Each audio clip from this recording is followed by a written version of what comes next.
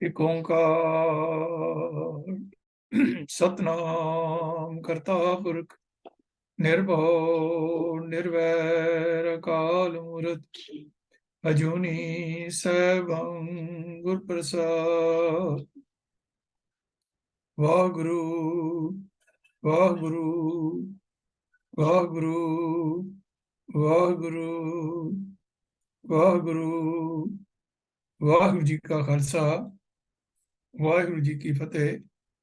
Gurmat education mission Delhi और Sikh missionary college Ludhiana ਦੀ ਸਾਂਝੀ class ਦੇ ਵਿੱਚ ਦੇਸ਼ ਪ੍ਰਦੇਸ਼ਾਂ ਤੋਂ ਜੁੜੇ ਹੋਏ ਵੀਰ ਔਰ ਭੈਣਾਂ ਨੂੰ ਜੀ ਆਇਆਂ ਕਹਿੰਦਾ ਹੋਇਆ ਅੱਜ ਦਾ ਵਿਸ਼ਾ ਆਪ ਦੇ ਨਾਲ ਸਾਂਝੇ ਕਰਨ ਲਈ ਆਪ ਜੀ ਪਾਸੋਂ ਦੋ ਹੱਥ ਜੋੜ ਕੇ ਅਸੀਸ ਦਿੰਦਾ ਹਾਂ। ਸਿੱਖੀ ਦਾ ਜੋ ਸਭ ਤੋਂ ਮਹੱਤਵਪੂਰਨ ਇੰਸਟੀਚਿਊਟ ਹੈ ਉਸ ਨੂੰ ਗੁਰਦੁਆਰਾ ਕਹਿੰਦੇ ਹਨ ਔਰ ਗੁਰਦੁਆਰੇ ਨੂੰ ਸਿੱਖੀ ਦਾ ਸੋਮਾ ਵੀ ਕਹਿੰਦੇ ਹਨ, ਜਿੱਥੋਂ ਸਿੱਖੀ ਪ੍ਰਫੁੱਲਤ ਹੁੰਦੀ ਹੈ, ਸਿੱਖੀ ਜਿਹੜੀ ਹੈ ਉਹ ਸਪਰੈਡ ਹੁੰਦੀ ਹੈ ਔਰ ਸਿੱਖੀ ਦੀਆਂ ਵਿਚਾਰਾਂ ਜਿੱਥੋਂ ਆਰੰਭ ਹੁੰਦੀਆਂ ਹਨ ਉਸ ਨੂੰ ਗੁਰਦੁਆਰਾ ਕਹਿੰਦੇ ਹਨ। ਗੁਰੂ ਨਾਨਕ ਦੇਵ ਜੀ ਦੀ ਧਰਮ ਸਾਧਨਾ ਨਾਲ ਸੰਬੰਧਿਤ ਜਿਸ ਵੀ ਧਰਮ ਧਾਮ ਜਾਂ ਸਰਬ ਸਾਂਝੇ ਸਥਾਨ ਵਿੱਚ ਗੁਰੂ ਗ੍ਰੰਥ ਸਾਹਿਬ ਜੀ ਦਾ ਪ੍ਰਕਾਸ਼ ਹੁੰਦਾ ਹੈ ਉਸ ਨੂੰ ਸਿੱਖ ਸ਼ਬਦਾਵਲੀ ਦੇ ਵਿੱਚ ਗੁਰਦੁਆਰਾ ਕਿਹਾ ਜਾਂਦਾ ਹੈ। ਇਸ ਦਾ ਜੋ ਸ਼ਾਬਦਿਕ ਅਰਥ ਹੈ ਉਹ ਹੈ ਗੁਰੂ ਦਾ ਘਰ, ਗੁਰਦੁਆਰਾ। ਅਖਰੀ ਅਰਥ ਹਨ ਗੁਰੂ ਦਾ ਦੁਆਰਾ ਜਾਂ ਦਰਵਾਜ਼ਾ ਜਾਂ ਬੂਹਾ। ਹਰ ਗੁਰਦੁਆਰੇ ਵਿੱਚ ਜਿਵੇਂ ਪੰਜ ਚੀਜ਼ਾਂ ਜਿਹੜੀਆਂ ਹਨ ਬੜੀ ਜ਼ਰੂਰੀ ਹਨ। ਉਹਨਾਂ ਤੋਂ ਸਭ ਤੋਂ ਪਹਿਲਾ ਹੈ ਕਿ ਗੁਰਦੁਆਰੇ ਦੇ ਅੰਦਰ ਸ੍ਰੀ ਗੁਰੂ ਗ੍ਰੰਥ ਸਾਹਿਬ ਜੀ ਦਾ ਪ੍ਰਕਾਸ਼ ਹੋਵੇ, ਔਰ ਦੂਸਰੀ ਹੈ ਸੰਗਤ ਹੋਵੇ, ਔਰ ਤੀਸਰਾ ਹੈ ਕਿ ਉੱਥੇ ਨਗਾਰਾ ਹੋਵੇ, ਔਰ ਚੌਥਾ ਹੈ ਕਿ ਉੱਥੇ ਲੰਗਰ ਹੋਵੇ, ਪੰਗਤ ਔਰ ਸੰਗਤ ਹੋਵੇ, ਔਰ ਪੰਜਵਾਂ ਜਿਹੜਾ ਹੈ ਉਹ ਹੈ ਕਿ ਉੱਥੇ ਨਿਸ਼ਾਨ ਸਾਹਿਬ ਉੱਪਰ ਜਿਹੜਾ ਹੈ ਉਹ ਜ਼ਰੂਰ ਲੱਗਿਆ ਹੋਣਾ ਚਾਹੀਦਾ। ਤੋ ਇਹ ਪੰਜ ਚੀਜ਼ਾਂ ਬੜੀਆਂ ਜ਼ਰੂਰੀ ਹਨ ਜਿੱਥੇ ਕਿ ਜਿਸ ਨੂੰ ਅਸੀਂ ਗੁਰਦੁਆਰਾ ਕਹਿੰਦੇ ਹਾਂ। ਜਿਸ ਨੂੰ ਨਿਸ਼ਾਨ ਸਾਹਿਬ ਆਖਦੇ ਹਾਂ ਅਸੀਂ, ਉਹ ਸ੍ਰੀ ਗੁਰੂ ਹਰਗੋਬਿੰਦ ਪਾਤਸ਼ਾਹ ਦੇ ਜਿਹੜੇ ਜਗ੍ਹਾ ਦੇ ਉੱਪਰ ਗੁਰੂ ਹਰਗੋਬਿੰਦ ਪਾਤਸ਼ਾਹ ਨੇ ਚਰਨ ਪਾਏ ਹਨ ਉੱਥੇ ਜਿਹੜੇ ਮੌਜੂਦ ਗੁਰਦੁਆਰੇ ਹਨ ਉੱਥੇ ਦੋ ਨਿਸ਼ਾਨ ਸਾਹਿਬ ਜਿਹੜੇ ਹਨ ਉਹਨਾਂ ਦੀ ਮੀਰੀ ਪੀਰੀ ਧਾਰਨ ਕਰਨ ਦੀ ਯਾਦ ਵਿੱਚ ਲੱਗੇ ਹੋਏ ਹੁੰਦੇ ਹਨ। ਉਹ ਇਹ ਇਨ ਬਰੀਫ ਇੰਟਰੋਡਕਸ਼ਨ ਹੈ ਜਿਹੜੀ ਕਿ ਇਸ ਦੇ ਬਾਰੇ ਆਪ ਜੀ ਨਾਲ ਮੈਂ ਸਾਂਝਾ ਕੀਤੀ ਹੈ। ਤੋ ਆਓ ਹੁਣ ਥੋੜਾ ਜਿਹਾ ਇਸ ਦੇ ਨਾਲ ਵਿਸਤਾਰ ਵਿੱਚ ਗੱਲ ਕਰੀਏ ਕਿ ਗੁਰਦੁਆਰੇ ਗੁਰਬਾਣੀ ਦੇ ਵਿੱਚ ਜੋ ਸਾਂਝੇ ਤੌਰ ਦੇ ਉੱਪਰ ਧੁਰਕੀ ਬਾਣੀ ਨੂੰ ਸਮਝਣ ਦੇ ਜਿਹੜੇ ਹਨ ਉਹ ਕੇਂਦਰ ਹੁੰਦੇ ਹਨ। ਔਰ ਇੱਥੇ ਇੰਸਟੀਚਿਊਟ ਜਿਹੜਾ ਹੈ ਇਹਦੇ ਅੰਦਰ ਸਿੱਖ ਦੀ ਘਾੜਤ ਜਿਹੜੀ ਹੈ ਉਹ ਹੁੰਦੀ ਹੈ। ਤੋ ਇਹ ਸਿੱਖ ਦੇ ਧਾਰਮਿਕ, ਰਾਜਨੀਤਿਕ ਅਤੇ ਸਮਾਜਿਕ ਜੀਵਨ ਦਾ ਹਮੇਸ਼ਾ ਹੀ ਕੇਂਦਰ ਰਹਿੰਦਾ ਹੈ। ਗੁਰਦੁਆਰਾ ਸਿੱਖਾਂ ਦਾ ਉਹ ਧਰਮ ਸਥਾਨ ਹੈ ਅਤੇ ਸੰਸਥਾ ਹੈ ਜਿੱਥੋਂ ਗੁਰਮਤਿ ਵਿਚਾਰਧਾਰਾ ਦਾ ਪ੍ਰਚਾਰ ਕੀਤਾ ਜਾਂਦਾ ਹੈ ਅਤੇ ਗੁਰਮਤਿ ਮੁਤਾਬਕ ਜ਼ਿੰਦਗੀ ਜੀਣ ਦੀ ਜਾਚ ਸਿਖਾਈ ਜਾਂਦੀ ਹੈ। ਸਿੱਖ ਵੇ ਆਫ ਲਾਈਫ। ਗੁਰਦੁਆਰਾ ਮਨੁੱਖ ਨੂੰ ਐਸੇ ਜੀਵਨ ਕਾਲ ਵਿੱਚ ਇਸੇ ਧਰਤੀ ਤੇ ਰਹਿੰਦਿਆਂ ਹੋਇਆਂ ਪਰਿਵਾਰ ਪ੍ਰਤੀ ਅਤੇ ਸੰਸਾਰ ਪ੍ਰਤੀ ਆਪਣੀ ਜ਼ਿੰਮੇਵਾਰੀਆਂ ਪੂਰੀ ਇਮਾਨਦਾਰੀ ਨਾਲ ਨਿਭਾਉਣ ਦੀ ਸੋਚ ਵੀ ਦਿੰਦਾ ਹੈ। ਗੁਰੂ ਨਾਨਕ ਪਾਤਸ਼ਾਹ ਨੇ ਆਪਣੇ ਮਿਸ਼ਨ ਦੀ ਪ੍ਰਾਪਤੀ ਲਈ ਗੁਰਦੁਆਰਿਆਂ ਨੂੰ ਕੇਂਦਰ ਬਣਾ ਕੇ ਗੁਰਬਾਣੀ ਵਿਚਾਰਧਾਰਾ ਰਾਹੀਂ ਪ੍ਰਚਾਰ ਦਾ ਪ੍ਰਾਰੰਭ ਕੀਤਾ। ਸ਼ੁਰੂ ਦੇ ਵਿੱਚ ਜਿੱਥੇ ਵੀ ਗੁਰੂ ਨਾਨਕ ਪਾਤਸ਼ਾਹ ਜੀ ਜਿਹੜੇ ਪਿੰਡਾਂ ਵਿੱਚ ਜਾਂਦੇ ਸਨ ਉੱਥੇ ਹੀ ਸੰਗਤਾਂ ਕਾਇਮ ਕਰਦੇ ਸਨ ਜਿਨ੍ਹਾਂ ਨਾਲ ਵਿਚਾਰ ਵਟਾਂਦਰਾ ਹੁੰਦਾ ਸੀ ਧਾਰਮਿਕ ਗੁਰਮਤਿ ਅਸੂਲਾਂ ਦਾ, ਤੇ ਉੱਥੇ ਹੀ ਕਿਸੇ ਨਾ ਕਿਸੇ ਨੂੰ ਉਹ ਉਸ ਸੰਗਤ ਦਾ ਇੰਚਾਰਜ ਪ੍ਰਚਾਰਕ ਥਾਪ ਕੇ ਆਪ ਅੱਗੇ ਚਲੇ ਜਾਂਦੇ ਸਨ। ਤੋ ਇਹਨਾਂ ਸੰਗਤਾਂ ਦੇ ਜਿਹੜੇ ਨਾਂ ਸ਼ੁਰੂ ਦੇ ਵਿੱਚ ਸੰਗਤ ਵੀ ਪਏ ਹਨ। ਤੋ ਈਵਨ ਬੰਗਾਲ ਦੇ ਵਿੱਚ ਵੀ ਜਿਹੜੇ ਗੁਰਦੁਆਰੇ ਵੱਡੇ ਕਾਫੀ ਗੁਰਦੁਆਰੇ ਹਨ ਉਹ ਗੁਰੂ ਨਾਨਕ ਪਾਤਸ਼ਾਹ ਦੀ ਯਾਦ ਵਿੱਚ ਬੜੀ ਸੰਗਤ ਤੇ ਛੋਟੀ ਸੰਗਤ ਦੇ ਨਾਂ ਨਾਲ ਉਹ ਉੱਥੇ ਮਸ਼ਹੂਰ ਹਨ। ਉਹਨਾਂ ਤੋਂ ਬਾਅਦ ਜਿਹੜੇ ਗੁਰੂ ਸਾਹਿਬ ਹੋਏ ਹਨ, 9 ਗੁਰੂ ਸਾਹਿਬਾਨ ਹੋਏ ਹਨ, ਉਹਨਾਂ ਨੇ ਵੀ ਗੁਰਦੁਆਰੇ ਨੂੰ ਕੇਂਦਰ ਬਣਾ ਕੇ ਗੁਰਮਤਿ ਦੇ ਪ੍ਰਚਾਰ ਰਾਹੀਂ ਅਜਿਹੇ ਧਰਮੀ ਜੀਵੜਿਆਂ ਦਾ ਨਿਰਮਾਣ ਕਰਨ ਦਾ ਯਤਨ ਕੀਤਾ ਜਿਸ ਨੂੰ ਗੁਰੂ ਗੋਬਿੰਦ ਸਿੰਘ ਜੀ ਨੇ ਖੰਡੇ ਦੀ ਪਹੁਲ ਦੇ ਕੇ ਖਾਲਸਾ ਆਖ ਕੇ ਵਡਿਆਇਆ ਤੇ ਆਪਣਾ ਰੂਪ ਮੰਨਿਆ। ਭਾਵ ਸ਼ਬਦ ਗੁਰੂ ਗ੍ਰੰਥ ਸਾਹਿਬ ਦੀ ਸੇਧ ਵਿੱਚ ਚੱਲਦਾ ਹੋਇਆ ਖਾਲਸਾ ਪੰਥ ਗੁਰੂ ਰੂਪ ਹੋਵੇਗਾ। ਗੁਰਦੁਆਰੇ ਤੋਂ ਸਰਬ ਸਾਂਝੀ ਬਾਣੀ, ਤੁਰਕੀ ਬਾਣੀ ਦਾ ਉਪਦੇਸ਼, ਜਿਹੜਾ ਕਿਸੇ ਇੱਕ ਧਰਮ, ਕੌਮ ਜਾਂ ਦੇਸ਼ ਦੇ ਲੋਕਾਂ ਲਈ ਰਾਖਵਾਂ ਨਹੀਂ ਹੈ। ਗੁਰਦੁਆਰੇ ਦੀ ਸੰਗਤ ਸਾਂਝੀ ਹੈ, ਪੰਗਤ ਸਾਂਝੀ ਹੈ, ਲੰਗਰ ਸਾਂਝਾ ਹੈ। ਗੁਰਦੁਆਰਾ ਗੁਰਬਾਣੀ ਦੀ ਸੋਝ ਦੇ ਕੇ ਮਨੁੱਖ ਨੂੰ ਸਚਿਆਰਾ ਅਤੇ ਗੁਰਮੁਖ ਬਣਾਉਂਦਾ ਹੈ। ਇਸ ਕਰਕੇ ਸਿੱਖ ਨੂੰ ਆਪਣੇ ਹਰ ਅਮਲ ਵਿੱਚ ਸ੍ਰੀ ਗੁਰੂ ਗ੍ਰੰਥ ਸਾਹਿਬ ਦੀ ਬਾਣੀ ਦੀ ਵਿਚਾਰਧਾਰਾ ਨੂੰ ਮੁੱਖ ਰੱਖਣਾ ਅਤੇ ਸੰਸਾਰ ਵਿੱਚ ਪ੍ਰਚਾਰਨਾ। ਗੁਰੂ ਸਾਹਿਬਾਨ ਦਾ ਨਿਸ਼ਾਨਾ ਇੱਕ ਨਵੇਂ ਨਰੋਏ ਸਮਾਜ ਦੀ ਉਸਾਰੀ ਸੀ। ਉਹਨਾਂ ਨੇ ਵਹਿਮਾਂ ਭਰਮਾਂ ਵਿੱਚ ਗੁਆਚੇ ਅਤੇ ਮੋਰਲ ਕੀਮਤਾਂ ਤੋਂ ਸਖਣੇ ਸਮਾਜ ਨੂੰ ਸਵੀਕਾਰ ਨਹੀਂ ਕੀਤਾ। ਇੰਜ ਅਸੀਂ ਦੇਖਦੇ ਹਾਂ ਕਿ ਗੁਰਦੁਆਰੇ ਦਾ ਕਾਰਜ ਖੇਤਰ ਸਫੀਅਰ ਆਫ ਐਕਸ਼ਨ ਔਰ ਜੁਰਿਸਡਿਕਸ਼ਨ ਨਿਰਾ ਪਾਠ, ਪੂਜਾ, ਕਥਾ, ਕੀਰਤਨ ਅਤੇ ਲੰਗਰ ਤੱਕ ਹੀ ਸੀਮਤ ਨਹੀਂ ਹੈ, ਸਗੋਂ ਸਿੱਖ ਨੂੰ ਉਸ ਦੇ ਜੀਵਨ ਦੇ ਹਰ ਖੇਤਰ, ਜਿਵੇਂ ਕਿ ਰਾਜਨੀਤਿਕ, ਧਾਰਮਿਕ, ਸਮਾਜਿਕ ਅਤੇ ਆਰਥਿਕ ਪੱਖੋਂ ਵੀ ਗੁਰਬਾਣੀ ਦੀ ਵਿਚਾਰਧਾਰਾ ਅਨੁਸਾਰ ਸੇਧ ਦੇਣਾ ਹੈ। ਗੁਰਬਾਣੀ ਦੀ ਵਿਚਾਰਧਾਰਾ ਰਾਹੀਂ ਮਨੁੱਖ ਨੂੰ ਸਮੁੱਚੇ ਵਿਸ਼ਵ ਵਿੱਚ ਅੰਤਰਰਾਸ਼ਟਰੀ ਲੈਵਲ ਦੇ ਉੱਪਰ ਸ਼ਹਿਰੀ ਬਣਾਉਣ ਦਾ ਯਤਨ ਕਰਨਾ ਵੀ ਹੈ। ਇਹ ਚੀਜ਼ ਸਾਡੇ ਸਾਹਮਣੇ ਪ੍ਰਤੱਖ ਹੈ ਕਿ ਜਿਹੜੇ ਵੀ ਗੁਰਦੁਆਰਿਆਂ ਨਾਲ ਪੰਜਾਬ ਵਿੱਚ ਵੀ ਜੁੜੇ ਹਨ, ਜੋ ਛੋਟੇ ਉਮਰੇ ਵੀ, ਵੱਡੇ ਉਮਰੇ ਵੀ, ਜਦੋਂ ਦੇਸ਼ਾਂ ਵਿਦੇਸ਼ਾਂ ਵਿੱਚ ਗਏ ਹਨ, ਉੱਥੇ ਉਹਨਾਂ ਨੇ ਜਾ ਕਰਕੇ ਵੀ ਇਸ ਗੁਰਦੁਆਰਿਆਂ ਨੂੰ ਕਾਇਮ ਕੀਤਾ ਹੈ ਤੇ ਉਸ ਰਵਾਇਤ ਨੂੰ ਜਾਰੀ ਰੱਖਿਆ ਹੈ, ਜਿੱਥੇ ਕਿ ਕੀਰਤਨ, ਕਥਾ ਔਰ ਗੁਰੂ ਕਾ ਲੰਗਰ ਔਰ ਨਿਸ਼ਾਨ ਸਾਹਿਬ, ਇਹੋ ਜਿਹੀ ਚੀਜ਼ਾਂ ਜਿਹੜੀਆਂ ਹਨ, ਉਹ ਇੰਟਰਨੈਸ਼ਨਲ ਲੈਵਲ ਦੇ ਉੱਪਰ ਵੀ ਸਿੱਖੀ ਨੂੰ ਫੈਲਾਉਣ ਦੇ ਵਿੱਚ ਕਾਫੀ ਸਹਾਇਕ ਹੋਇਆ ਹੈ। ਗੁਰਦੁਆਰਾ ਸਾਹਿਬ ਵਿੱਚ ਆ ਕੇ ਸਿੱਖ ਨੂੰ ਸਭ ਕੋ ਮੀਤ ਹਮ ਆਪਨ ਕੀਨਾ, ਹਮ ਸਭਨਾ ਕੇ ਸਾਜਨ ਬਣਨ ਦੀ ਸੋਝੀ ਮਿਲਦੀ ਹੈ। ਗੁਰਦੁਆਰੇ ਆ ਕੇ ਸਤਸੰਗਤ, ਸੇਵਾ ਅਤੇ ਗੁਰਬਾਣੀ ਤੇ ਕਥਾ ਕੀਰਤਨ ਰਾਹੀਂ ਮਨੁੱਖ ਨੇ ਆਪਣੀ ਸੁਰਤ ਨੂੰ ਗੁਰ ਸੂਰਤ ਵਿੱਚ ਬਦਲਣਾ ਹੈ। ਆਪ ਗੁਰ ਸੂਰਤ ਦੇ ਨਾਲ, ਆਪਣੀ ਗੁਰੂ ਦੀ ਬਾਣੀ ਦੇ ਨਾਲ ਆਪਣੀ ਸੁਰਤ ਨੂੰ ਮੇਲ ਕਰਾਉਣਾ ਹੈ, ਗੁਰੂ ਦੇ ਸ਼ਬਦ ਨਾਲ ਆਪਣੀ ਸੁਰਤ ਨੂੰ ਮੇਲ ਕਰਾਉਣਾ ਹੈ ਔਰ ਉਹਦੇ 'ਚ ਕਨਵਰਟ ਕਰਨਾ ਹੈ ਗੁਰੂ ਦੀ ਮੱਤ, ਔਰ ਸਿੱਖ ਨੇ ਆਪਣੀ ਮੱਤ ਨੂੰ ਗੁਰੂ ਦੀ ਮੱਤ ਵਿੱਚ ਮਿਲਾ ਦੇਣਾ ਹੈ। ਮੀਰੀ ਪੀਰੀ ਦਾ ਮਾਲਕ ਬਣਨ ਯੋਗ ਹੋਣਾ ਹੈ, ਸੰਤ ਸਿਪਾਹੀ ਬਣ ਕੇ ਵਾਹਿਗੁਰੂ ਜੀ ਕਾ ਖਾਲਸਾ ਬਣਨਾ ਹੈ। ਬਾਬਾ ਬੰਦਾ ਸਿੰਘ ਬਹਾਦਰ ਜੀ ਦੀ ਸ਼ਹਾਦਤ ਤੋਂ ਬਾਅਦ ਦਾ ਸਮਾਂ ਸਿੱਖਾਂ ਦੀ ਹੋਂਦ ਨੂੰ ਬਚਾਈ ਰੱਖਣ ਲਈ ਬੜਾ ਭਿਆਨਕ ਸਮਾਂ ਸੀ। ਇਸ ਸਮੇਂ ਗੁਰਦੁਆਰਿਆਂ ਦੀ ਦੇਖਭਾਲ ਦਾ ਜੋ ਥੋੜਾ ਬਹੁਤ ਪ੍ਰਬੰਧ ਹੁੰਦਾ ਰਿਹਾ, ਉਹ ਉਦਾਸੀ ਸੰਪਰਦਾਇ ਦੇ ਪੈਰੋਕਾਰਾਂ ਅਤੇ ਨਿਰਮਲੇ ਸਾਧੂਆਂ ਨੇ ਕੀਤਾ। ਇਹ ਸਾਧੂ ਸਿੱਖ ਧਰਮ ਦੀ ਨਿਆਰੀ ਹਸਤੀ ਅਤੇ ਵਿਲੱਖਣਤਾ ਦੇ ਸੰਕਲਪ ਅਤੇ 10 ਗੁਰੂ ਸਾਹਿਬਾਨ, ਇੱਕ ਜੋਤ ਹੋਆ ਜੁਗਤ ਸਹਾਇ, ਸਕਾਇਆ ਫੇਰ ਪਲਟੀ ਦੇ ਸਿਧਾਂਤ ਵਿੱਚ ਵਿਸ਼ਵਾਸ ਨਹੀਂ ਸਨ ਰੱਖਦੇ। ਇਹ ਸਾਧੂ ਲੋਕ ਸਿੱਖੀ ਦੇ ਸ਼ਰਧਾਲੂ ਜ਼ਰੂਰ ਸਨ, ਪਰ ਇਹਨਾਂ ਉੱਪਰ ਹਿੰਦੂ ਮਤ, ਵਿਸ਼ੇਸ਼ ਤੌਰ ਤੇ ਵੇਦਾਂ ਦਾ, ਸ਼ਾਸਤਰਾਂ ਦਾ ਔਰ ਪੁਰਾਣਾਂ ਦਾ ਪ੍ਰਭਾਵ ਜ਼ਿਆਦਾ ਸੀ। ਇਹਨਾਂ ਸਾਧੂਆਂ ਦੀ ਸੇਵਾ ਸੰਭਾਲ ਅਤੇ ਪ੍ਰਬੰਧ ਸਮੇਂ ਗੁਰਦੁਆਰਿਆਂ ਦੀ ਅੰਦਰੂਨੀ ਮਾਨ ਮਰਿਆਦਾ ਹਿੰਦੂ ਮਤ ਦੀਆਂ ਰਹੁ ਰੀਤੀਆਂ ਦਾ ਮਿਲਗੋਬਾ ਬੰਦੀ ਗਈ। ਮੈਂ ਯਾਦ ਦਵਾ ਦਿਆਂ ਕਿ ਇਸੇ ਆਪਾਂ ਜੋ ਗੁਰਮਤ ਕਲਾਸ USA ਚੱਲਦੀ ਹੈ, ਉਹਦੇ ਅੰਦਰ ਅਸੀਂ ਨਿਰਮਲੇ ਔਰ ਉਦਾਸੀ ਸੰਪਰਦਾਇ ਦਾ ਦਰਬਾਰ ਸਾਹਿਬ ਦੇ ਅੰਦਰ ਕੀ ਰੋਲ ਰਿਹਾ ਹੈ, ਕਿਸ ਤਰ੍ਹਾਂ ਉਹਨਾਂ ਨੇ ਜਿਹੜੀ ਮਿਲਗੋਬਾ ਮਰਿਆਦਾ ਉੱਤੇ ਚਾਲੂ ਕੀਤੀ, ਇਸ ਦਾ ਕਾਫੀ ਡਿਟੇਲ ਵਿੱਚ ਆਪ ਜੀ YouTube ਦੇ ਉੱਪਰ ਵੀ ਰੈਫਰੈਂਸ ਦੇਖ ਸਕਦੇ ਹੋ। ਸਿੱਖ ਸਰਦਾਰਾਂ ਦੀ ਗੁਰਦੁਆਰਿਆਂ ਦੀ ਅੰਦਰੂਨੀ ਮਾਨ ਮਰਿਆਦਾ ਵੱਲ ਬੇਧਿਆਨੀ ਜੋ ਅਜੇ ਵੀ ਜਾਰੀ ਹੈ ਅਤੇ ਸਿੱਖ ਸਿਧਾਂਤ ਪ੍ਰਤੀ ਬੌਧਿਕ ਘਾਟ ਕਰਕੇ ਗੁਰਦੁਆਰਿਆਂ ਵਿੱਚੋਂ ਸਿੱਖ ਸਿਧਾਂਤ ਅਤੇ ਸਿੱਖ ਮਾਨ ਮਰਿਆਦਾ ਹੌਲੀ ਹੌਲੀ ਅਲੋਪ ਹੁੰਦੇ ਗਏ। ਗੁਰਦੁਆਰਿਆਂ ਅੰਦਰ ਗੁਰਮਤ ਦੇ ਪ੍ਰਚਾਰ ਦੀ ਥਾਂ ਕਰਮਕਾਂਡ ਅਤੇ ਮਨਮਤ ਵਧਦੇ ਗਏ। ਗੁਰਦੁਆਰੇ ਭ੍ਰਿਸ਼ਟਾਚਾਰ ਦੇ ਅੱਡੇ ਬਣਦੇ ਗਏ।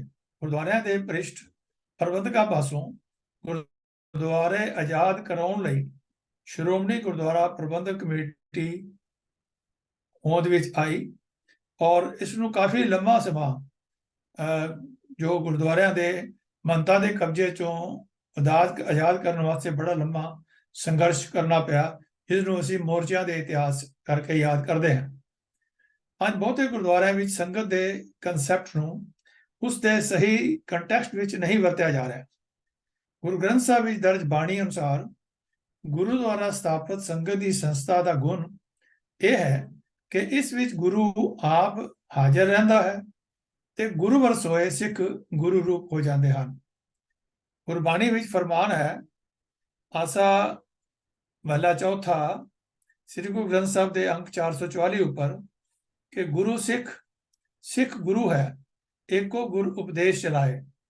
ਆਪ ਪ੍ਰੇਮ ਦੀ ਬਰਕਤ ਨਾਲ ਗੁਰੂ ਸਿੱਖ ਨਾਲ ਇੱਕ ਰੂਪ ਹੋ ਜਾਂਦਾ ਹੈ ਅਤੇ ਸਿੱਖ ਗੁਰੂ ਵਿੱਚ ਲੀਨ ਹੋ ਜਾਂਦਾ ਹੈ।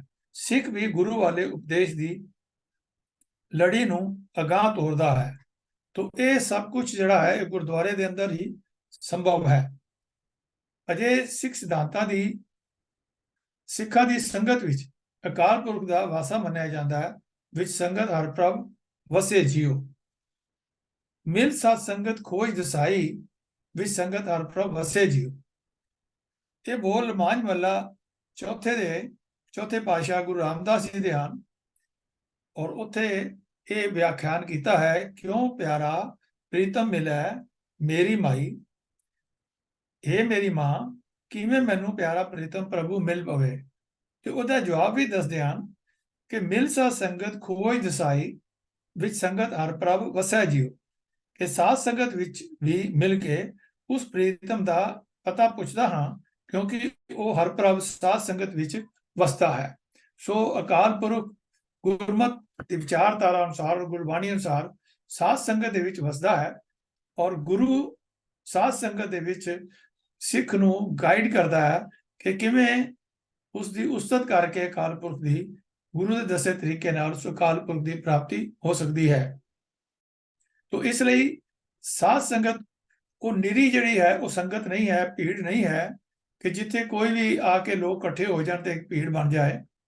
ਗੁਰਬਾਣੀ ਵਿੱਚ ਦੱਸੇ ਸਾਧ ਸੰਗਤ ਦੇ ਸੰਕਲਪ ਨੂੰ ਉਸ ਦੇ ਸਮੁੱਚੇ ਭਾਵ ਵਿੱਚ ਸਮਝਣ ਦੀ ਲੋੜ ਹੈ, ਇਨ ਟੋਟੈਲਿਟੀ ਸਮਝਣ ਦੀ ਲੋੜ ਹੈ।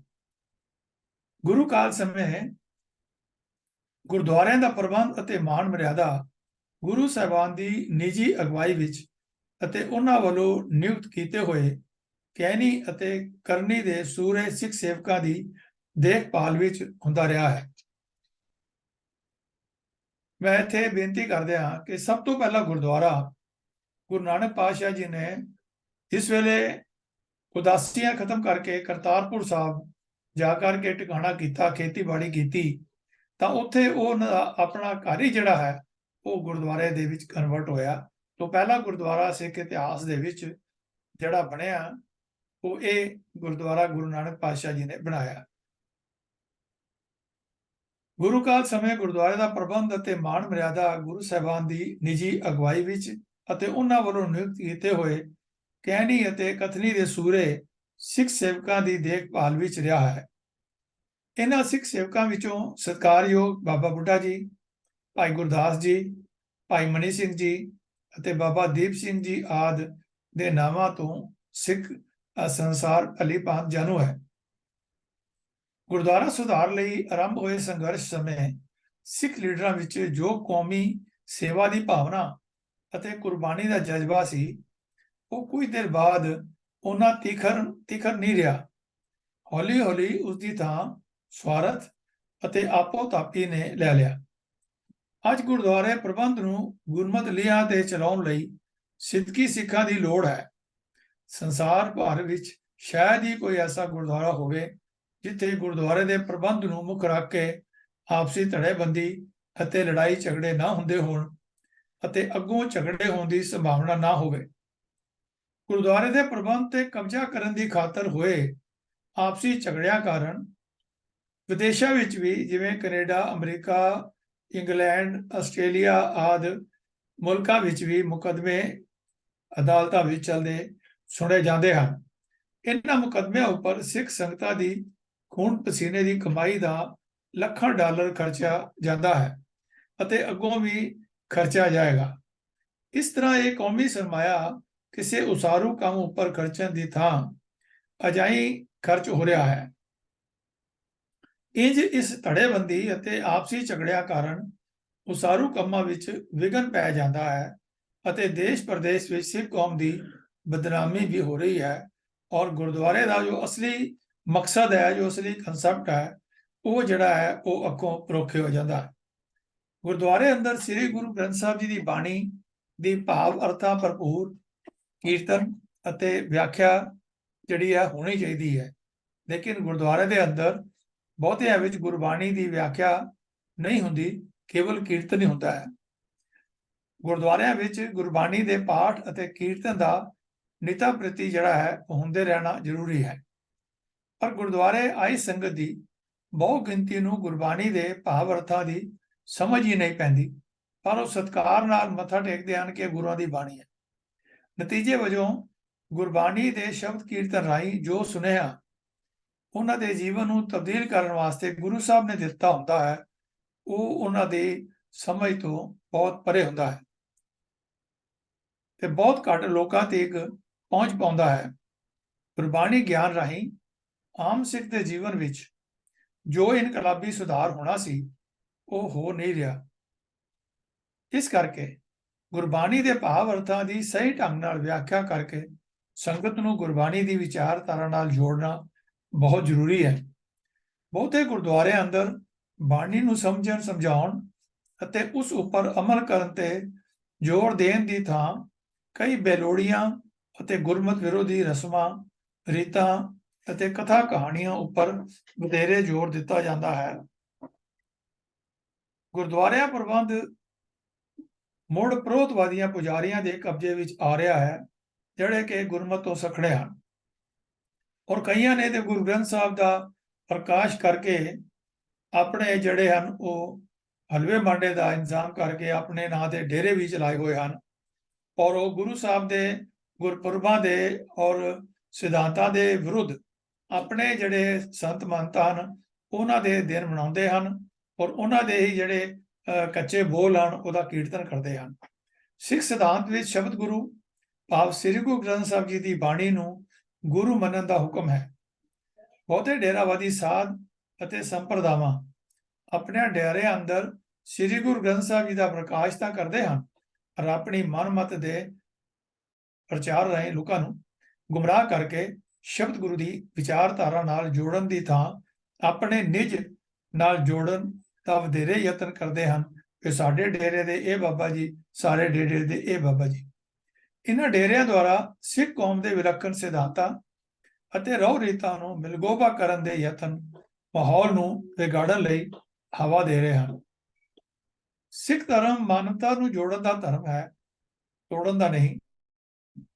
ਭਾਈ ਗੁਰਦਾਸ ਜੀ ਨੇ ਵੀ ਕਿਹਾ ਹੈ ਕਿ ਸਿੱਖ ਧਰਮ ਦਾ ਰੋਲ ਕੈਂਚੀ ਦੀ ਤਰ੍ਹਾਂ ਨਹੀਂ ਬਲਕਿ ਸੂਈ ਦੀ ਤਰ੍ਹਾਂ ਹੈ, ਜਿਸ ਨੇ ਸਾਡੇ ਸਮਾਜਿਕ ਢਾਂਚੇ ਨੂੰ ਪਾੜਨਾ ਨਹੀਂ ਬਲਕਿ ਏਕੇ ਵਿੱਚ ਸੀਨਾ ਹੈ।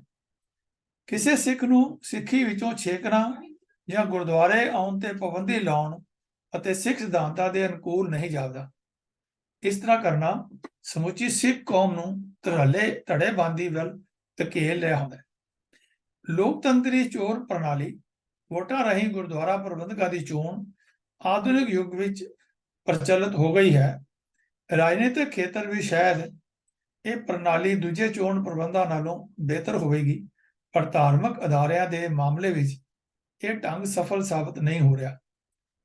ਗਣਤੰਤਰੀ ਲੋਕਤੰਤਰੀ ਵਿਧੀ ਵਿੱਚ ਹਰ ਅਗਿਆਨੀ ਅਤੇ ਗਿਆਨਵਾਨ ਵਿਅਕਤੀ ਦਾ ਹੱਕ ਬਰਾਬਰ ਹੈ, ਜਦੋਂ ਕਿ ਧਾਰਮਿਕ ਅਦਾਰਿਆਂ ਦੇ ਪ੍ਰਬੰਧ ਹਿੱਤ ਚੋਣ ਗਿਆਨਵਾਨ ਵਿਅਕਤੀਆਂ ਦੁਆਰਾ ਬਹੁਤ ਸਮਝ ਸੋਚ ਕੇ ਕੀਤੀ ਜਾਣੀ ਚਾਹੀਦੀ ਹੈ। ਇਸ ਚੋਣ ਪ੍ਰਣਾਲੀ ਨੇ ਸਿੱਖ ਕੌਮ ਨੂੰ ਖਾਸ ਕਰਕੇ ਗੁਰਦੁਆਰਾ ਪ੍ਰਬੰਧਕਾਂ ਨੂੰ ਧੜੇਬੰਦੀ ਵਿੱਚ ਵੰਡ ਕੇ ਬਹੁਤ ਨੁਕਸਾਨ ਕੀਤਾ ਹੈ ਤੇ ਅੱਗੋਂ ਵੀ ਕਰ ਰਹੀ ਹੈ। ਬਹੁਤੇ ਗੁਰਦੁਆਰਿਆਂ ਦੇ ਪ੍ਰਬੰਧਕਾਂ ਵਿੱਚ ਇਹ ਤੱਥ ਦੇਖਣ ਵਿੱਚ ਆਇਆ ਹੈ ਕਿ ਪ੍ਰਬੰਧ ਹਿੱਤ ਜਿੱਤੀ ਹੋਈ ਧਿਰ ਆਪਣੀ ਸੱਤਾ ਜਮਾਈ ਰੱਖਣ ਲਈ ਹਰ ਜਾਇਜ਼ ਨਾਜਾਇਜ਼ ਹੀਲਾ ਅਪਣਾਉਂਦੀ ਹੈ। ਗੁਰਦੁਆਰੇ ਗੁਰਮਤਿ ਦੀਆਂ ਟਕਸਾਲਾਂ ਹੋਣ ਦੀ ਥਾਂ ਜ਼ੋਰ ਅਜਮਾਈ ਦੇ ਅਖਾੜੇ ਬੰਦੇ ਜਾ ਰਹੇ ਹਨ ਔਰ ਸਿੱਖ ਜਿਹੜੇ ਹਨ, ਸਿੱਖ ਸੰਗਤ ਜੋ ਹੈ ਉਹ ਗੁਰਦੁਆਰਿਆਂ ਦੇ ਵਿੱਚ ਵਰਟੀਕਲ ਡਿਵੀਜ਼ਨ ਹੋਣ ਦਾ ਜਿਹੜੀ ਸੱਤਾਧਾਰੀ ਔਰ ਆਪੋਜੀਸ਼ਨ ਪਾਰਟੀ ਦੇ ਰੂਪ ਵਿੱਚ ਹਰ ਗੁਰਦੁਆਰੇ ਵਿੱਚ ਤਕਰੀਬਨ ਨਜ਼ਰ ਆਉਂਦਾ ਹੈ। ਸਿੱਖ ਯੂਥ ਨੂੰ ਮੁੱਖ ਰੱਖ ਕੇ ਗੁਰਦੁਆਰਿਆਂ ਵਿੱਚ ਪ੍ਰਸਾਰਿਤ ਹੋਣ ਵਾਲੇ ਪ੍ਰੋਗਰਾਮਾਂ ਦੀ ਘਾਟ ਕਰਕੇ ਅਤੇ ਪ੍ਰਬੰਧਕਾਂ ਵੱਲੋਂ ਕੋਈ ਰੋਲ ਮਾਡਲ ਨਾ ਪੇਸ਼ ਕਰਨਾ ਹੀ ਇੱਕ ਗੰਭੀਰ ਚੁਣੌਤੀ ਹੈ, ਜਿਸ ਦੇ ਨਤੀਜੇ ਵਜੋਂ ਸਿੱਖ ਨੌਜਵਾਨ ਗੁਰਦੁਆਰੇ ਨਾਲੋਂ ਟੁੱਟ ਰਹੇ ਹਨ। ਯੁਵਕ ਨੂੰ ਗੁਰੂ ਅਤੇ ਗੁਰਦੁਆਰੇ ਨਾਲ ਜੋੜਨ ਲਈ ਲੋਕਲ, ਕੌਮੀ ਤੇ ਵਿਸ਼ਵ ਪੱਧਰ ਦੇ ਉੱਚੇ ਉਪਰਾਲੇ ਕਰਨ ਦੀ ਲੋੜ ਹੈ। ਦੇਸ਼ ਵਿਦੇਸ਼ ਦੇ ਗੁਰਦੁਆਰਿਆਂ ਦੇ ਕੇਂਦਰ ਪ੍ਰਬੰਧਕਾਂ ਦੀ ਸੌੜੀ ਸੋਚ ਅਤੇ ਨੀਤੀ ਕਾਰਨ ਆਪਣੇ ਨਿਰਧਾਰਤ ਅਸਾਈਨਡ ਮੰਤਵ ਦੀ ਪੂਰਤੀ ਕਰਨ ਤੋਂ ਜਿਹੜਾ ਹੈ ਉਹ ਪਿੱਛੇ ਹਟ ਰਿਹਾ। ਅੱਜ ਅਸੀਂ ਦੇਖ ਰਹੇ ਹਾਂ ਕਿ ਇੰਜ ਗੁਰਮਤਿ ਪ੍ਰਚਾਰ ਦਾ ਇਹ ਮਹਾਨ ਕੇਂਦਰ, ਜਿਸ ਨੂੰ ਅਸੀਂ ਗੁਰਦੁਆਰਾ ਕਹਿੰਦੇ ਹਾਂ, ਆਪਣੀ ਮੁੱਢਲੀ ਜ਼ਿੰਮੇਵਾਰੀ ਗੁਰਮਤਿ ਪ੍ਰਚਾਰ ਨਿਭਾਉਣ ਤੋਂ ਅਸਮਰਥ ਹੁੰਦਾ ਜਾ ਰਿਹਾ ਹੈ। ਬਹੁਤਾ ਗੁਰਦੁਆਰਾ ਪ੍ਰਬੰਧ ਧਾਰਮਿਕ ਬਿਰਤੀ ਤੇ ਸੱਚੇ ਸੁੱਚੇ ਵਿਅਕਤੀਆਂ ਦੇ ਹੱਥਾਂ ਵਿੱਚ ਨਹੀਂ ਰਿਹਾ, ਸਗੋਂ ਇਸ ਦਾ ਪ੍ਰਬੰਧ ਰਾਜਨੀਤਿਕ ਨੇਤਾਵਾਂ ਦੇ ਹੱਥ ਵਿੱਚ ਆ ਰਿਹਾ ਹੈ, ਜਿਹੜੇ ਆਪਣੇ ਰਾਜਨੀਤਿਕ ਏਜੰਡੇ ਦੀ ਪ੍ਰਾਪਤੀ ਲਈ ਇਸ ਨੂੰ ਇੱਕ ਵਸੀਲੇ ਵਜੋਂ ਵਰਤ ਰਹੇ ਹਨ। ਜੇ ਇਸ ਦਾ ਪ੍ਰਬੰਧ ਪੱਧਰ ਤੇ ਫੌਰਨ ਸੁਧਾਰ ਨਾ ਕੀਤਾ ਗਿਆ ਤਾਂ ਗੁਰਦੁਆਰਾ ਸੰਸਥਾ ਦਾ ਆਪਣੇ ਅਸਲੀ ਮਨੋਰਥ ਗੁਰਮਤਿ ਪ੍ਰਚਾਰ ਤੋਂ ਹਟ ਕੇ ਰਾਜਨੀਤੀ ਦਾ ਅਖਾੜਾ ਬਣ ਜਾਣ ਦਾ ਡਰ ਹੈ। ਗੁਰਦੁਆਰਾ ਪ੍ਰਬੰਧ ਵਿੱਚ ਆ ਚੁੱਕੀਆਂ ਅਤੇ ਅੱਗੋਂ ਆਉਣ ਵਾਲੀਆਂ ਕਮਜ਼ੋਰੀਆਂ ਨੂੰ ਦੂਰ ਕਰਨ ਲਈ ਸਿੱਖ ਸੰਗਤ ਨੂੰ ਸੁਚੇਤ ਹੋਣ ਦੀ ਲੋੜ ਹੈ, ਤਾਂ ਕਿ ਇਹਨਾਂ ਕਮਜ਼ੋਰੀਆਂ ਨੂੰ ਗੁਰਮੁਖ ਸਿਧਾਂਤਾਂ ਦੇ ਅੰਤਰਗਤ ਦੂਰ ਕਰਨ ਦੇ ਉਪਰਾਲੇ ਜਿਹੜੇ ਹਨ ਉਹ ਆਰੰਭੇ ਜਾ ਸਕਣ। ਆਓ ਹੋਰ ਅਸੀਂ ਗੁਰਦੁਆਰੇ ਦੀ ਮਹਾਨਤਾ ਦੀ ਗੱਲ ਕਰਦੇ ਹਾਂ ਕਿ ਸਿੱਖ ਧਰਮ ਵਿੱਚ ਗੁਰਦੁਆਰੇ ਦੀ ਜੋ ਮਹਾਨਤਾ ਹੈ, ਇਹ ਗੁਰੂ ਉਪਦੇਸ਼ ਦੇ ਸੋਮੇ, ਪੂਜਾ ਪਾਠ ਦੇ ਸਥਾਨ, ਧਾਰਮਿਕ ਸਿੱਖਿਆ ਤੇ ਧਾਰਮਿਕ ਜੀਵਨ ਦੇ ਕੇਂਦਰ, ਸਮਾਜ ਸੇਵਾ, ਸਾਂਝੀਆਂ ਪੰਥਕ ਵਿਚਾਰਾਂ ਅਤੇ ਸਮਾਜਿਕ ਜੀਵਨ ਦੇ ਸਿਖਲਾਈ ਕੇਂਦਰ ਹਨ। ਗੁਰਦੁਆਰਿਆਂ ਵਿੱਚ ਸਿੱਖਾਂ ਤੋਂ ਇਲਾਵਾ ਹਰ ਧਰਮ ਸ਼੍ਰੇਣੀ, ਜਾਤ, ਬਰਾਦਰੀ ਆਦਿ ਦੇ ਲੋਕ ਇਕੱਠੇ ਹੋ ਕੇ ਸੰਗਤ ਦੇ ਰੂਪ ਵਿੱਚ ਬੈਠਦੇ ਅਤੇ ਗੁਰਸਿੱਖੀ ਦਾ ਚਾਨਣ ਪ੍ਰਾਪਤ ਕਰਦੇ ਹਨ। ਉੱਥੇ ਆਏ ਹਰ ਇੱਕ ਮੁਸਾਫਰ ਨੂੰ ਮੁਫਤ ਰੋਟੀ ਮਿਲਦੀ ਹੈ, ਲੰਗਰ ਮਿਲਦਾ ਹੈ, ਭਾਵੇਂ ਉਹ ਕਿਸੇ ਕੌਮ, ਦੇਸ਼, ਜਾਤ, ਬਰਾਦਰੀ ਜਾਂ ਧਰਮ ਦਾ ਹੋਵੇ। ਲੰਗਰ ਵੀ ਸਭ ਇਕੱਠੇ ਪੰਗਤ ਦੇ ਰੂਪ ਵਿੱਚ ਬੈਠਦੇ ਹਨ, ਕੋਈ ਵਿਤਕਰਾ ਨਹੀਂ ਪਾਇਆ ਜਾਂਦਾ, ਕਿਸੇ ਤਰ੍ਹਾਂ ਦੀ ਪੇਟ ਅਤੇ ਛੂਆਛਾਤ ਨਹੀਂ ਮਨਾਈ ਜਾਂਦੀ। ਇਹਨਾਂ ਲੰਗਰਾਂ ਵਿੱਚ ਆਟਾ, ਦਾਲ, ਸਬਜ਼ੀ, ਲੂਣ, ਮਸਾਲਾ, ਘਿਓ ਆਦਿ ਦੇਣ ਅਤੇ ਹੱਥੀਂ ਸੇਵਾ ਕਰਨ ਨੂੰ ਗੁਰੂ ਘਰ ਦੇ ਪ੍ਰੇਮੀ ਬਹੁਤ ਚੰਗਾ ਕੰਮ ਸਮਝਦੇ ਹਨ।